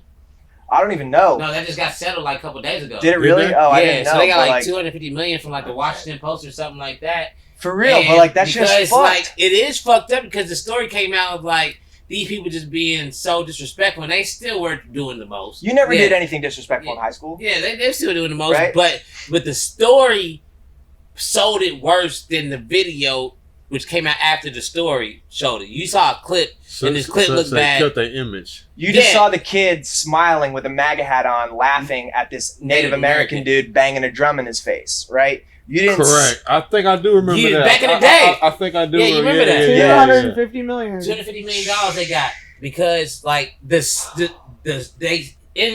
they wouldn't have got that if they was any other thing but white. Right. They could give us that for reparations type shit, but we're not gonna get into it. But at the end of the day, it's an issue because nothing really gets settled in court unless a white man is mad. Type shit. I love my brothers. Like Spencer's my dog since back in the day. You know, I'm not. I was saying it before. Yeah, but like it's like if a white male gets mad, then there's gonna be a fucking lawsuit or a problem or something like that. But as long as it doesn't bother the white dude, then I think it's nuts. Like, but I was finish this point real quick. Yeah, of course. They did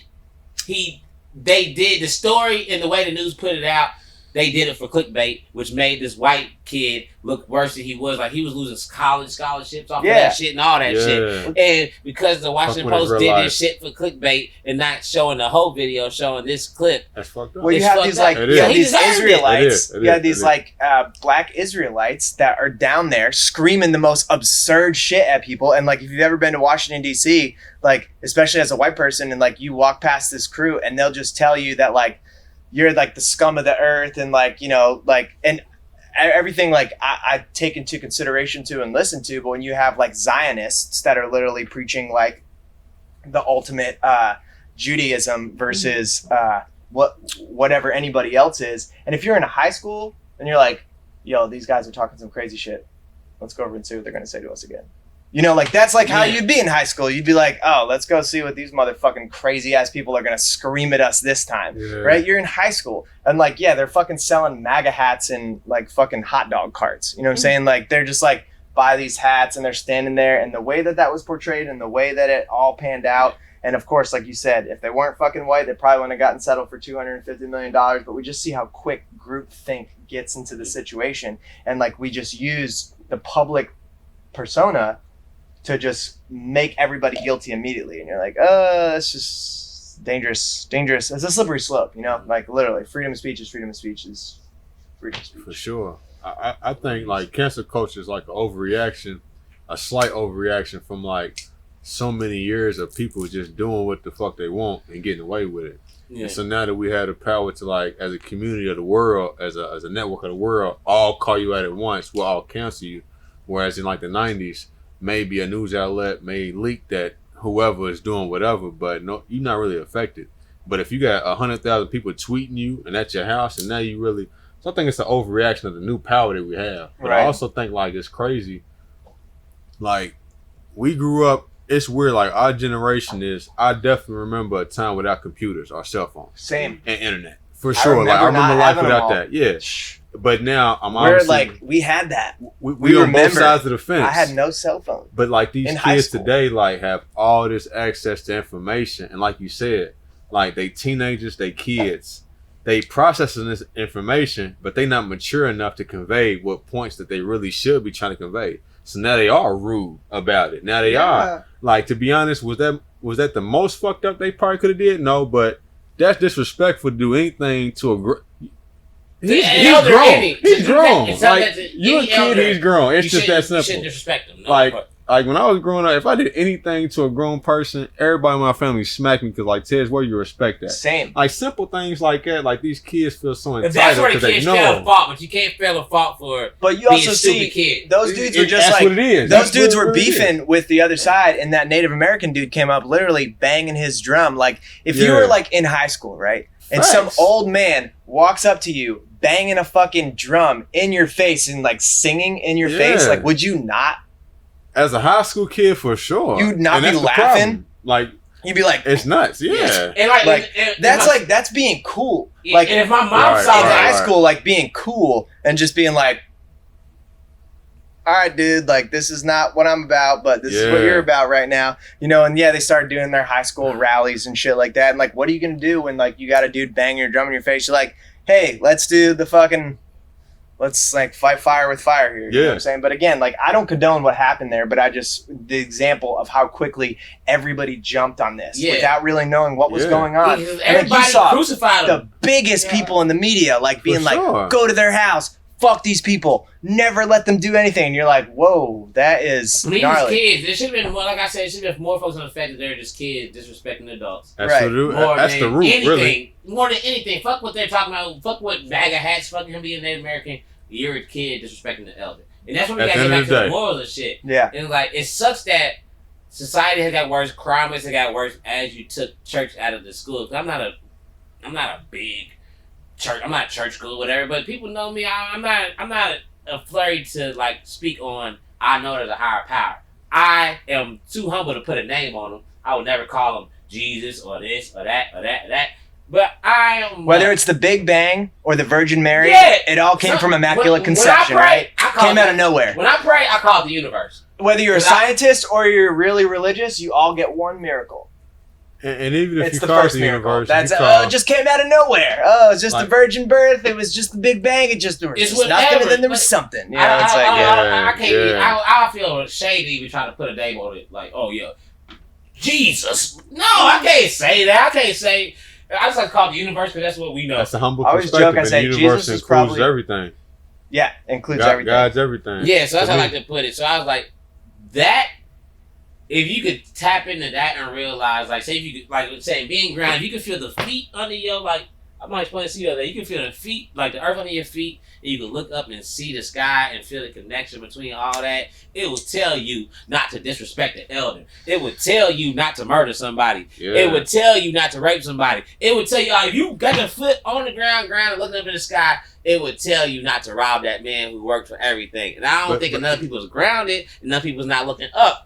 Like, to even feel this connection of what everything is. Like, if I rob you and then you hurt now and you go do this to that and they go do that to them and like, It's a cycle. people don't Yeah. see that shit. Yeah. But it's like, It's literally neuroscience is like when we connect with other people, when we look each other in the face, when we experience love with other people, we produce serotonin. Mhm. And when we do things that give us pleasure and not happiness, we produce dopamine. And like literally like those basic things that you just talked about, all of those things right there produce serotonin, not dopamine. They produce happiness, not pleasure, which just goes to show that we're all wired and we're engineered to be a communal, loving group of people. Like Yeah. people aren't inherently evil. And I yeah. wish people wouldn't feel that way, that like people are just inherently bad. It's like, nah. And again, like you may have a couple bad apples, but those bad apples, and I'm not talking about the cops because fuck that noise, but like, you know, in terms of like just saying like, oh yeah, like just, a person. I like, agree. yeah, people can be born bad for sure. But again, it's like, it's genetics, you know what I'm saying? Like, and especially like I've learned so much about people from plants. Like, I wish I could say the opposite. I wish I could say I learned a lot about plants from people, but I learned so much about plants and learning about when to wake a plant up and when to put it to sleep and when to transplant it. And while after you transplant a plant, it's not going to focus on growing its leaves. It's going to focus on growing its roots. You know what I'm saying? You know, I hate to say it like that. I really think it's pronounced Lao Tzu. Lao Tzu? Lao Yeah, Tzu. for sure. He was one who was big on like using plants to learn about the earth. Like he would have people go into his gardens. Like if people had a problem, he would have them walk through like a labyrinth or like a maze in his garden to figure out the problem. And through that garden, you would feel, because it is like, even like the same way you feel about plants, the same way I feel about like the universe. Like I always tell people, like even if I want to go to sleep, I start from me and I just work my way to the universe. Yeah, it's the micro to macro. It's yeah, everywhere. so it's like saying it is, because like on the individual level, like you go down to like a microscope and look at it, or you look at the universe, it's gonna look exactly the same type shit. So, But yeah, it doesn't, but it does. Like exactly what you're saying. Like it just literally. like your like- eyeball looks like the universe if you look at it. Same Absolutely. like just the vessels of it, and Just as a tomato looks like the heart, Yeah. you know, just That's as just as cauliflower looks like the brain. Yeah. You know, it's so crazy how we It's see nuts. like this micro to macro. You know, you Yeah. see how an atom has a certain amount of, electrons floating around in its outer shell, and you look at like the sun with all of its As I planets said, floating in the outer shell. Yeah. And like you just see this micro to macro, and you see how, like we were talking about before, how mycelium is the largest living organism on the planet. It's one cell wall thick, right? And it's this complete communication of information that is constantly communicating, and it looks like the internet, and it looks like the brain. Like when you look at a neural network of how the brain operates, and you look at how the internet operates, and you look at how mycelium operates, it's the same exact thing. And you realize that we're all just like now you say it like that. That's what I was like. If we get back to the point of like I was talking about how like to be grounded, like having your feet on the ground, even just do a carpet nail and be looking at the sky, you're really just trying to feel from the macro to the micro, feel that whole scope of life and realize what this shit really is. And like, just put yourself in that. Yeah, and realize where you like. Cause where do you fit? Everybody gets that same feeling when you look at a mountain and you're like, oh shit, that mountain's close, and then you drive 2-3 more hours and that mountain still ain't made it yet. Like you like what the fuck? That's one of my favorite things. What's that? I said Kansas to Denver. Oh, yeah, for sure. I rode my bike cross country, West Virginia to Oregon, and I was like, oh, nice, I see the mountains. And then like a week and a half later, I was like, I see the mountains. Oh, nice, I see the mountains. And then as I finally got closer, I was like, oh, fuck. shit, I see the mountains. I don't want to ride through these mountains. I'd rather, I was like, I'll take a 25-mile-an-hour headwind over a 30,000. Like, did you tent through that? Yeah. Yeah, we camped. We stayed in a motel 2 nights. During the whole time? 3.5-month trip, yeah. Damn. Yeah. Or I was just like, fuck it, we need like shelter, or was it just like an inevitable option? No, it wasn't never a fuck it, we need shelter. It was like a fuck it. We need a shower. We need a hot tub. And like we got mad love from people, like would just like see our bikes like posted up somewhere in some like middle of the nowhere diner, and they'd be like, hey, what are you guys doing? And I'd be like, oh, we're riding. And they'd be like, oh, cool, well, I got a guest house, or you guys can camp in my backyard, or I got extra rooms, and like met mad cool people along the way. But no, any of the times was just straight hedonistic. Both times was actually at a Howard Johnson. You remember those places? Like the Hojos, like the fucking attached to like the ice cream place where the A&W root beer, the A&W Howard Johnson's. Yeah. Both the times we stayed in motels, it was at those. And like, it was just so luxurious to be like, oh, this bed's already made. Damn, and they're like not nice hotels by any means, but just like a bed. A bed, yeah, for sure. It's just, so y'all biked with tents? Yep. Tents, all of our food and stuff. So y'all was riding with everything on y'all back. Not on the back, but on the bikes. Like you have racks on the front, racks on the back, and then you just have all the what stuff on there. What time period was this?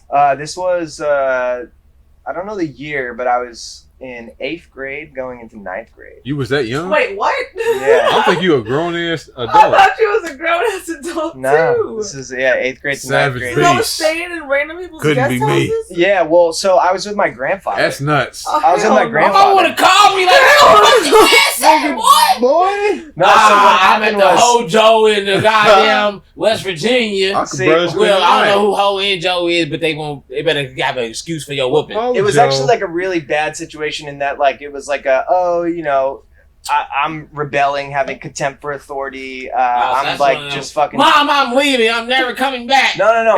My grandfather took me. My grandfather was like, all right, you're going to get kicked out of school, or you're just doing too much. Let's go on a road trip.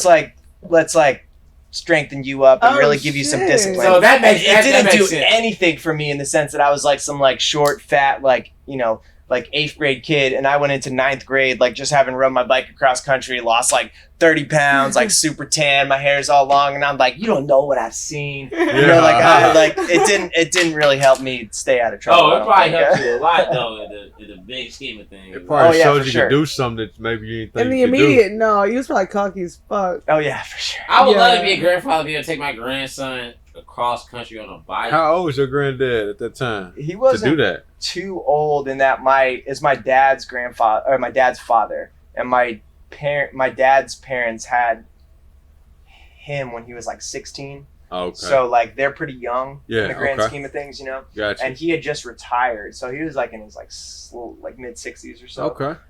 When we did the ride, but no, it was mad cool, and I've never, and I rode a lot with him before that too. Like we would do other types of bike rides and shit like that. And I love riding my bike. Like I ride my bike everywhere all the time.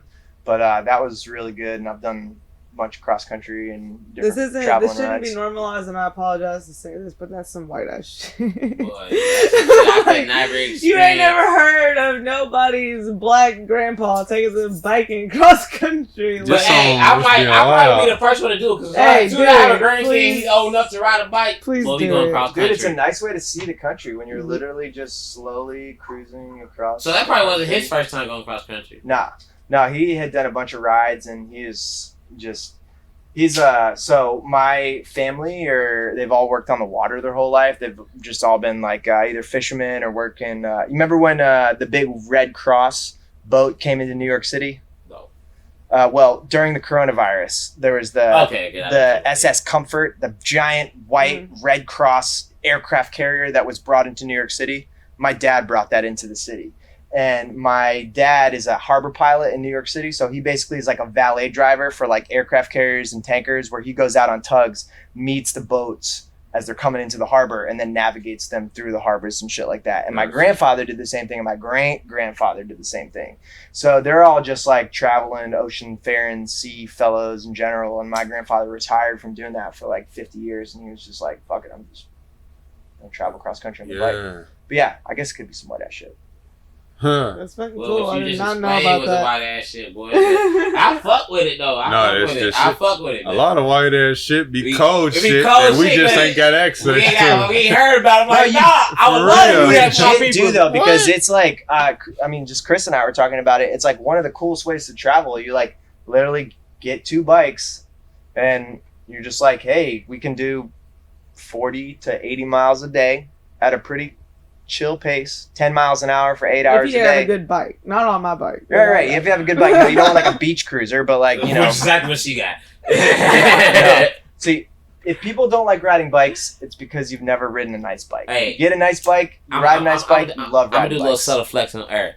Your boy just spent $750 on a bike, and boy, it is the best bike I ever rode in my fucking Yeah, you're life. just dipping around town. I'm dipping. When I'm riding with her, I got about 100 pedals for the I whole bought ride. a $100 bike. It's a classic bike from a really old dude, and I love it. Vix? But it ain't. Nah, No, I'm Vix. we took our bikes to Vix. He bought his bike from Vix. I took mine to Vix. He did some tuning. I got mine off this old dude off Craigslist. Her bike is nice. But it's for a nice, beach it's a nice cruising. For a bike beach for a cruiser. cruiser. When but you're it riding ain't like keeping up with this his bike. versus when you're like riding like this, Yeah, and you have that exactly. chain ratio, and you just got the Exactly. geometry just Boy, right, boy. and you're like, I'm averaging I 25 think- miles an hour I on flat think ground right you now. sold me. I think $750 was a deal. This bike Yeah. from 1975. Oh, sick. And I think $750 was a deal. Like, you know, you ride bikes and your ass hurt. Mm. I've not felt nothing. I rode this bike every day not since I got it, but like the past 4 days. I felt nothing on my bum. And Spencer even told me, Spencer was like, bro, you gotta get the holes in your seat because, you know, it's gonna fuck your balls up. And you get hard. The bigger the seat, the worse it can be. Like all you need for a bicycle seat is you need it to be angled down, right? People who got their bike seats like this, especially dudes who are riding like a 1 gear with fucking like some mongoose with pegs on the back and their seats straight up, you're like, dude, Grundle destroyer right there. Like, how could you ever feel comfortable whatsoever? As long as your ass is sitting on the sit bones, those two just like bones on the bottom of your butt right there. I was like, I don't even feel the seat. I thought like the seat is doing just enough to hold me up. Like, Right. it is literally, it probably has about a good 4 to 5 inches of surface area is touching me. Like, Wow. yeah, and I'm not feeling it, but I'm not feeling like I'm standing up the whole time. I might give me a bike. My grandfather looks like real. Santa Claus, and he rides a bike seat, a saddle that is like super narrow. Not only is it super narrow like this from like the front of the bike to the back, but it has a cutout in it. So it's like literally this like V shape like that, Arrowhead. and you're like, how would a dude your size sit on a bike like that? And he's like, as long as my bones are on the bike, there's Right. nothing else that you need sitting on the bike. So that makes more sense to what I've been saying, like, bro, because I don't feel like I'm sitting on anything. But like, Yeah, those sit bones. Yeah, I'm just like on this motherfucking bike, and he got it right to my fucking shit. Shout out to, I don't know if it was Vic I was talking to, but Vic's Classic Bike got me together. Hey man, if anybody want to donate some of these immaculate bikes that we've been talking about, this is the time.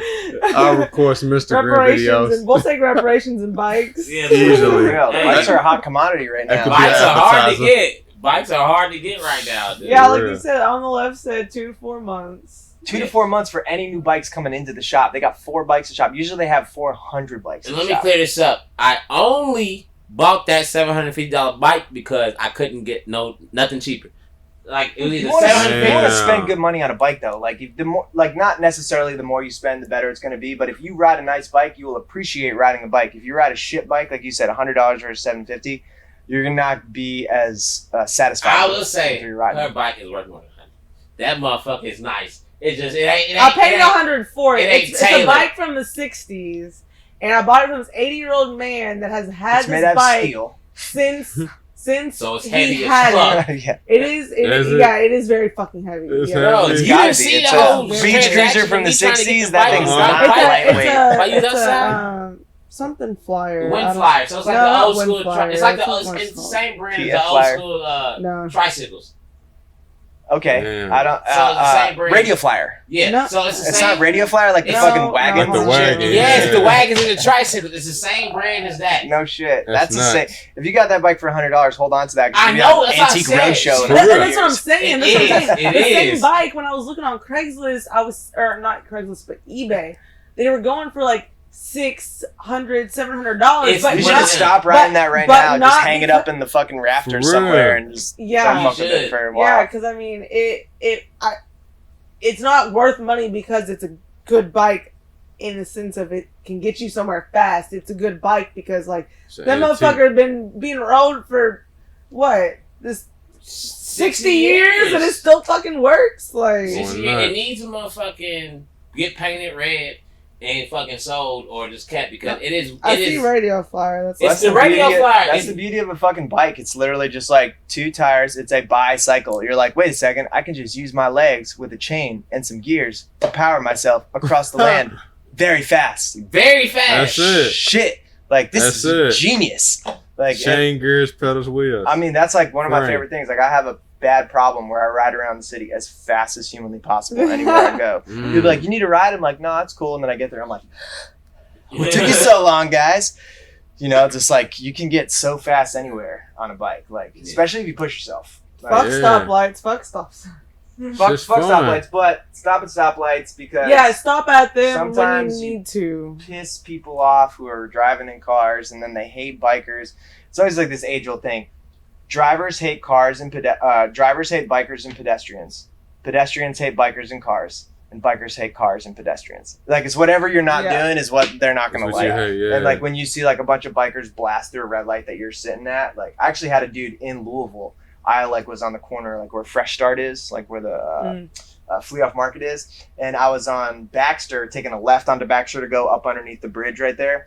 And this dude, like I went through the light, and then he was like, "Hey asshole, don't ride through the light." And I was like, "Oh, sorry man, I'm just on a bike." And he's like, "Yeah, I know, I'm a biker, and you look like a dickhead." And I was like, "I'm sorry." I literally was just like, "I'm sorry, dude." And he was like, "It's fine. Just think about how you look to other people." And I was like, I shouldn't need someone to tell me that, but thank you for telling me that. Like, think Yeah. about how you look to other people. And I And was you like, value I'm his glad we opinion. had that conversation because I've been telling Jig, I said, Jig, quit going through the red lights because, like, we got to be in the same lanes as these motherfuckers. right, We got to, like, exactly. I got to abide by the same rules as y'all. So I'm a rule breaker, so I'm like, fuck the light. I never I'm break like, any fuck the rules light. except no. I'm a rule breaker when it comes besides road laws. Like, road laws is something that we all should To have. me, a a consistent- Yeah, and stoplight the is reason a we have good suggestion. road laws is because we're rule breakers. Yeah.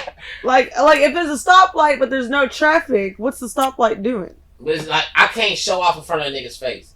Like, I'm not That's what I'm saying. I'm not If there's other people at the light, I will stop. But if I show up to No, a she light, won't. No, she won't. No, she won't. I think you should be, if you get caught by the police, I think you should be allowed to be like, look, officer, me and you both seen nobody was coming. yeah. Hey, Because look, a both ways, stoplight ain't time, is a fam. suggestion. If I'm at a light, if I'm at Bardstown and Hurstbourne at 4 a.m. and there's nobody there at all but me. And And there's a red light and I can see clearly that nobody is coming.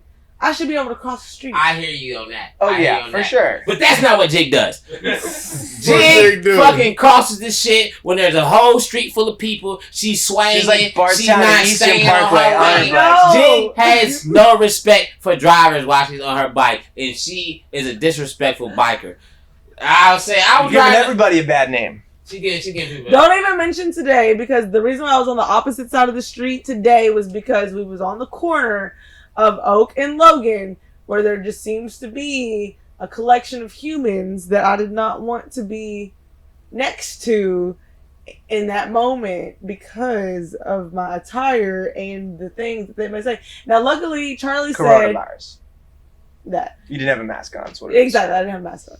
Luckily, That's a Charlie long said, I way wish to I say would say that. something to you because I'll handle it, which I appreciate. However, like, But if you I would wanted have to died be- because I you wanted to- swinging through traffic, you I power all wasn't- through traffic on your I- bike. See the shower. Like She the goes boys all today. way, boy. They I run. wasn't- She's Boys swinging, caught today. fifth wheel on her car, Right. crossed the red light.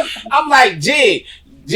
I'm not trying to be them That's that funny. nigga on the bike while we on bikes. I'm not trying to be that nigga, but you be swinging. Like, you hear this ain't Houston. Feeling Like, You're you feeling nigga know we great. on a road with no helmets. I didn't On a think I was bike. Wear your swinging- helmet. Swinging. Work. Because I told her the other day, I said, You don't have no helmet Hey, neither? my I homie know, just but- got T-boned. Yeah, you- I told her the other day, I said, we need to start wearing helmets because one of us is going to be the hashtag to say, wear. I got a lot of biking homies. I got a Right. lot of biking homies. And none of us wear helmets. I'm like, one of us is going to be the hashtag Hey, bro. to this shit. Be like, wear your helmet I because. can't wear a helmet. Yes, you No. can. I know I can't. Yes, you can. So I know I I remember can, I was telling you the but- story how not fucked up my foot. How I moved here to be a mushroom grower until I got hit by a car on Bardstown Road, and I cracked my head open on Bardstown Road. I woke up. Right. The only thing I knew, I didn't know my name. I didn't know where I was, but I knew I couldn't get in the ambulance because I don't have the money for it. I was like, no, I can't get in the ambulance. They were like, do you know who you are? And I was like, I said, Greg. And they said, yeah. And they said, do you know where you are? And I said, across from Urban Outfitters. And they were like, yes. Because I was looking at the fucking sign for Urban Outfitters across the street, and I could not tell you where I was from. I couldn't tell you my Greg. Oh. I literally said my name with a question mark because I wasn't wearing a helmet. I was like, Wow. and I was We're just, going to get helmets tomorrow. and I was riding to get my girlfriend. She was going on vacation, and I was riding to get her food to make her breakfast before she left. Right? I just popped out in the morning, ride down to the grocery store, grab some food, and in that moment, just had a gnarly accident, got hit by a car, Bro. and I had no idea where I was. My bone was sticking out of my skin, Mm. my fucking head's cracked open, and I was just like, I don't know where I am, I don't know who I am, but I know that I can't get in the ambulance, which is so fucked. That like that's the only thing I could remember is I can't afford an ambulance ride. I couldn't remember my name, I couldn't remember where it was, but I knew that I couldn't afford an ambulance ride. And it's like, damn, And that's an that's a American fucked up problem, healthcare too. system right there. Fucked up America. An Uh, American problem. That's fucked up That's America. twisted for sure. That is fucked Yeah, I up. just turned 26. I'm like, I don't know if I'll be wearing a helmet if I was to ride a bike, but I don't even know if that's nuts. You got hit. Like, did you see the car? Obviously, you didn't see it. Like, how did you get hit? No, I did see the car actually. So it was a blue Mercedes, like an old blue Mercedes. And basically what happened is it was a red light and I was riding, and I ride like, if you ride a nice bike, like you can ride between 15, 25 miles an hour on flat ground. I fucking cruise when I'm on my bike, and I'm Yeah. riding and the light goes green and this car just is driving and I'm like, shoo, and this car just drives up beside me and then goes to just turn over. And they're just thinking that they're beyond me. And this is like 6:30 in the morning. Right. And they think, oh, well, I'm beyond this biker who was just riding as a biker, but they don't realize how fast I'm riding. I break the Right. speed limit when I ride my bike, like on flat ground, you know? Okay. And they just merged into me and just merged me right off the road. And they didn't stop. Like, they didn't stop. I hit the side of the car. Like, I was like, what the fuck are you doing? Because, like, I had nowhere to go except, like, but they stopped Hurt. after they hit you, right? no, They they didn't just kept stop. Yeah, they didn't stop. I woke up, Oh, nothing. no. They Like, went and to there work. was, That's Fuck fucked whoever up. owns that blue Mercedes, because Hey, if you own that blue Mercedes, let me get the camera in my face. Fuck fuck you. Cause that's tough, cuz. You went to work and had a great day, and cuz could have been up out of here. You could have made a girlfriend. Did your girl go on vacation? No. She did. Ooh, Damn. If you got on the bike, Hey, let him talk because there may have been a circumstance. Well, it wasn't a circumstance in that she was going on vacation and I was just so faded and pumped up on like painkillers because I was like literally in the hospital that I was like, don't worry about it, I'm fine, go on vacation. Go ahead and go. And then like it really started to set in and I used to have really long hair, like it was down past my waist. And I have like hair down past my waist. I got this bone sticking through my skin. I'm laying on the couch and my arm in a sling and I'm like, I can't do anything. I need my Like, girlfriend. I can't take a shower. I can't do anything right now. Yeah. And luckily, her mom actually came and took care of me. That's cool. Which was. So So she got a thumbs up. You brought your mom over. Yeah. Probably better care than you could have gave him. So it was like, that's good shit. it all worked out well, but it was just no. She did go on vacation, but because I insisted. But I was also faded, and you should realize that when you're pumped up on morphine, and you're like, go. And morphine is something else. You've been wanting to go to Dessa for a while. Right. Yeah, no, it all worked out well because if I hadn't gotten hit by a car, I wouldn't have stopped growing mushrooms, the gourmet mushrooms, and I wouldn't have opened up Weightless. So Well, that's a good way to bring this Funny things show happen. full circle. And we got one more shot we about to take. We running about 2 hours. This shit goes quick. We gonna take this last shot. We gonna end this episode. You know, this is a great episode. I hate to end it, but salud. y'all motherfuckers ain't got attention spans for this type of shit. I wasn't sure. I thought we were gonna maybe do some freestyling or rapping or something. Oh, put the wait, shots back down. Put the shot. Wait, no, take shot first. Shot first. Shot first. Shot Shot first. We're gonna end it with the B rap. Okay. With the Oh, the B-rap? B rap. Oh, specifically the B rap. Oh, if you got something else, You that's got what something I else heard. you want to say? But Okay. that B rap. Oh, let's take these shots. All right. These shots is going in there. Salud. Salud. Salud. To health. To more life and less bullshit. I wanted to ask you about the B-rap, but I didn't want to put you on the spot. Grab this up here. Yeah, oh shit. I'm glad you brought that shit up, boy. We are out here. Yeah, I feel good. 2 shots of tequila for don't getting you too drunk. Oh, I rolled a joint, but I don't know where I put it. Oh, it's in the tray. Man, look, I am in the club tipsy. I was like, Feeling great, y'all. You yeah. know. So, what were you gonna say? Ask about the B rap. Oh yeah, that's the first time I met you. You pulled out the B rap on me, and I told And you. Charlie remember was we were like, at this Turner. man Yeah, just rapped to we me was at about Turner. it. And you're like, oh yeah, I make music. I was like, oh, what kind of music do you make? And you're like, rap. And I was like, nice. Can you rap something for me? And you're like, no. I was like, can I rap something for you? Yeah. And I was just like listening to whatever was going on in the background. Yeah, for sure. Whenever I just meet anybody who She didn't has an affinity understand. for When I fucking told her, I said, listen, painting with words. I was like, that guy you introduced me last night. I come from you now, but the guy you introduced me last night, she was like, yeah, Greg. I'm like, yeah. I was like, yeah, he busted out a rap about bees on me. And I saw the Save the Bees thing on the side of the building that day. I was like, yeah. And I think probably was like a long time later that I told you about it. I was like, oh shit, this reminded me. You remember Greg Weightless? He fucking rapped about bees that one Before night. there was a mural on Baxter. And if you know Or- me, yeah. that sounds random. That is some random shit I would make up about somebody. Just random. Like, oh yeah, this man rapped about bees to me. Type shit. You Talking dead about- I'm serious. like, Insects nah. and She didn't believe me till she saw it on fucking Instagram. Nice. She didn't I'm glad I believe put me. it out She there. didn't, but she thought I just made that shit up. She thought I was lying on you. Oh, Like, I didn't realize that was bees, the and I was situation like- that you were literally I like, was no, like- he didn't just actually write it. If anyone was gonna make a rap about bees, you think it would be Anyone other than you know, I Yeah. wouldn't. And listen, save the bees. Save the Save the bees. bees. Hey, save the bees. They Buy local pollinate. honey. because like everyone knows that Albert Einstein said, if the bees die, we die. For sure. But he didn't say that. It was actually Rudolf Steiner. And Rudolf Steiner is the founder of biodynamic farming. And biodynamic farming, like Fox Hollow Farm here in Louisville, very, very notorious farm for their incredible practices, their partner growing programs. Biodynamic farming is like this combination of like organic, sustainable permaculture farming, and you have to farm on certain land. It's no-till. You add everything. Like all the houses on Fox Hollow are made from the trees on the property. They're insulated with sheep's wool from that property. The cement is made from I've the never been there, limestone but on I'm that good. property. Like that farm is so integral and so just connected. And that type of biodynamic farming was founded by a guy named Rudolf Steiner, who also created Waldorf Waldorf schools. Okay. Yeah. That's where you was hooping at. At Walden, yeah. Is that not Walden? Walden. Oh, Walden. What's Walden? That's different. Waldorf schools, like Waldorf schools are there's one here in Louisville, and it's an approach to education that focuses more on the early childhood development of the brain, and how like when we're little, we don't need to be packed inside of a classroom. We need to be in nature's Is classroom. Montessori Montessori is a little bit different, It's but different. Waldorf school is specifically Steiner's work, and it's all about like teaching kids to be hands-on, to climb trees, to dig in the dirt, to sing. Like every morning they sing a bunch of songs. They do like it's a very holistic approach. Mhm. So this guy was on some shit, and literally Einstein was quoting Rudolf Steiner in like the 20s and 30s about the bees.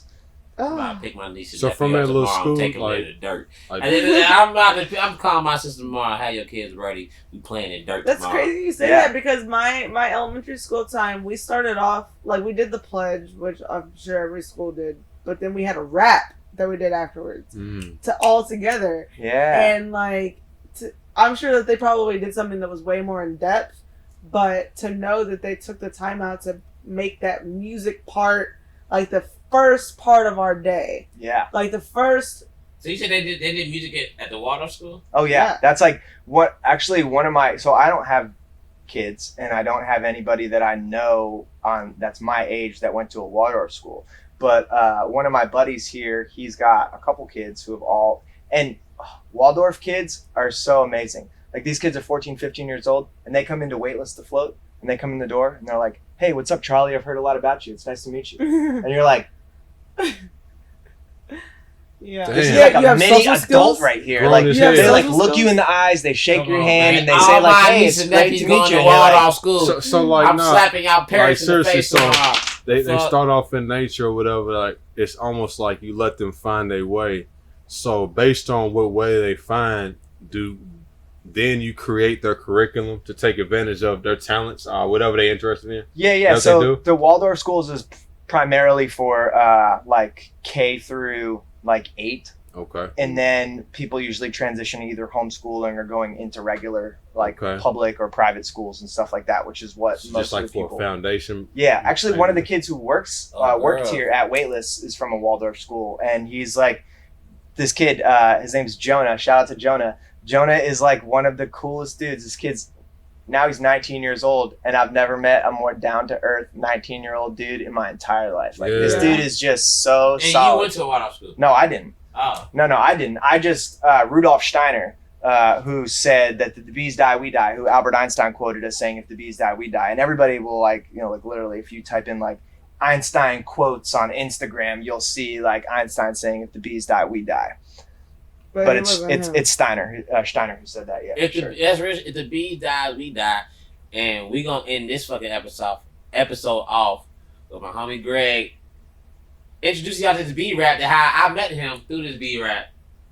And I was like, I wanted Greg to do this episode. If you don't want to do it, you ain't got to. No, I'm the one who brought it up. I was just like, oh, I thought we were gonna be like freestyling or kicking some rhymes or What whatever. kind of BPM do you need? Nah, he just needs. Whatever's clever. I have one of my favorite things to do is actually just use this little looper I have on my phone. Do it. Alright, do it. I'll hold it for you.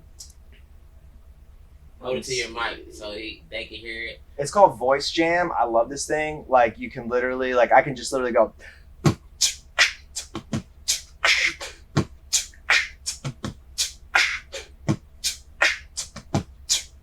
Yeah.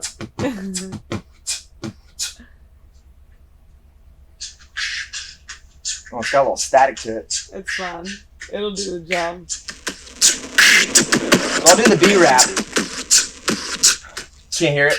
Yeah, right there. Right here. It's just the static. No, I hear you. I hear you. That's cool. It's not for everybody listening. It's for everybody right here. So I wrote this thing recently during coronavirus that I feel like I want to say first. So Right? it's new. It's like the B Do rap. you, It's homie? We'll save the the- B rap. we'll save the B rap till a little bit later. So my buddy sent me this song called Sign of the Times, and I was like, what's a sign of the times? Like a sign, if I'm, say, driving down the road and there's a sign on the road, what would that sign of this highway of life really be saying? It's like right lane's ending, merge left. So it goes, riding up the on-ramp, reading the sign, it says merge left. The right lane ends. Riding up the on-ramp, reading the sign, it says merge left. The right lane ends, hit the pedal like a hammer to the firing pin, barreling down the cold stare of a 7-headed leviathan. Blasphemy, backed by action, seems to me to have reached max capacity. Been in the backseat, writing this rap sheet, collecting data for decades about how it traps heat. Nobody asked thee, people most savvy. So while these rats eat, don't even at me. The back of workers serving corporations like a taxi. Money burning holes in regulations at the max speed. Stacking power, lust, and greed, party like Jake Gatsby. Till these attacks cease, don't even at me. Riding up the on-ramp, reading the sign. It says merge left, cause the right lane ends. Riding up the on-ramp, reading the sign. It says merge left, cause the right lane ends. Nigga. Sicker than the system that we use and the treat. Faker than the foods we produce and to eat. Fucking up the oceans while reducing the trees. What's left is our rights if we get out in the streets. Now first things first, no limits to how we speak. Secondly, in house no one's fucking with the heat. Looking for a reason to not search and see. Speedily deemed guilty with no jury and no one to see. No wonder we need a wage peace. Take the great leap to escape the matrix. Either create or be created. The stasis has his face in the most taxing situation while these fat cats and rats eat. Don't even at me. Riding up the on-ramp, reading the sign. It says merge left. The right lane ends. Riding up the on-ramp, reading the sign. It says merge left. The right lane ends. Damn, I'm stoked. Sitting here, I'm at the bottom of the bottle. I'm wondering what y'all wanna hear. Yeah, I use a homophone. I'm gonna dial up a motherfucker up on my phone. I just say, hey yo, how you doing? Chucky Charles, Chucky Charlie. Hey, how you doing? 3 times. I just wanna kick it with y'all with a little rhyme, and I'ma give you that, son. I got the shine going through the prism. I'm gonna stay out of prison because we using those turn signals when we moving on the highway. I'm finding it my way, and you know I'm freestyling, kicking it off the top, but I know y'all wanna hear that B's hip hop, so I'ma give it to you while I'm knowing that the TikTok is gonna expire soon. Yeah, so I'ma give you a little bit of the voice jam boom. Y'all heard the buzz about all the honeybees. It's mysterious, but you know what it means. We know what they need, exactly what they don't. Consequences are understood, we must stop, but we won't. Y'all heard the buzz about all the honeybees. It's mysterious, but you know what it means. We know what they need, exactly what they don't. Consequences are understood, we must stop, but we won't. Y'all better believe what be going on. It'll be so long till the bees is gone. When a species extincts, it never comes back. No pollinators, well then the lifelines go flat. No flowers, no fruits, no veggies, the proofs in what's been put in the food. We're feeding to our youth, we're feeding to our face, we're feeding to our roots that grew deep enough to know the real taste. And man, it's giving me the chills. Steiner said it, nature's mystical, spiritual. Einstein read it, giving the credit and credence I am led to believe will soon follow after the last of the bees. It's giving me the chills. Steiner said it, nature's mystical, spiritual. Einstein read it, giving the credit and credence I am led to believe will soon follow after the last of the, they call it CCD of the HIV colony collapse disorders. More than no honey, they wantin' more money, so they grow in bigger tax breaks. Now big brother can't tell big business to act straight, and so they spray neonicotinoid pesticides. The bees getting lost, going home to the hive. Workers, drones, queens, a complex system. One of the master links distributing the rhythm, and is giving me the chills. Steiner said it, nature's mystical, spiritual. Einstein read it, giving the credit and credence I am led to believe will soon follow after the last of the bees, is giving me the chills. Steiner said it, nature's mystical, spiritual. Einstein read it, giving the credit and credence I am led to believe will soon follow after the last of the bees. Hey, that's a good way to fucking end a fucking episode. Buzz, you talk, bitch. You know who it is. It's Charles 3 times, aka the last of the Mohicans. I got my brother from back in the day, fucking you know what time it is, Tez Trefo. I got my baby from back in the day, in the future, Jiggy. And we got the motherfucking man, fucking Greg Ellis. He gave out a whole bunch of nicknames. Go back to the beginning and watch this episode again to get him. G. Willikers. We got my homie man, with man good fingers. He got the fingers on the audio, the fingers on the fucking cameras, the fingers on y'all backs doing the masseuse shit. Got my man Spencer in the back. We drunk off the tequila. It's been a great episode. We done smoked the CBD. Ted's got his boot on. Jingle hair fro popping. Greg just spit some real ass shit. Run that shit back. That's about to be the clip for Instagram TV. That's about to be it. Both them raps. So y'all ready? Y'all that in the baseball bat. We out of here. Weightless Float Center. Hey man, get here and get bread. You never die. Come float. Come float. No rush. No rush. Great episode.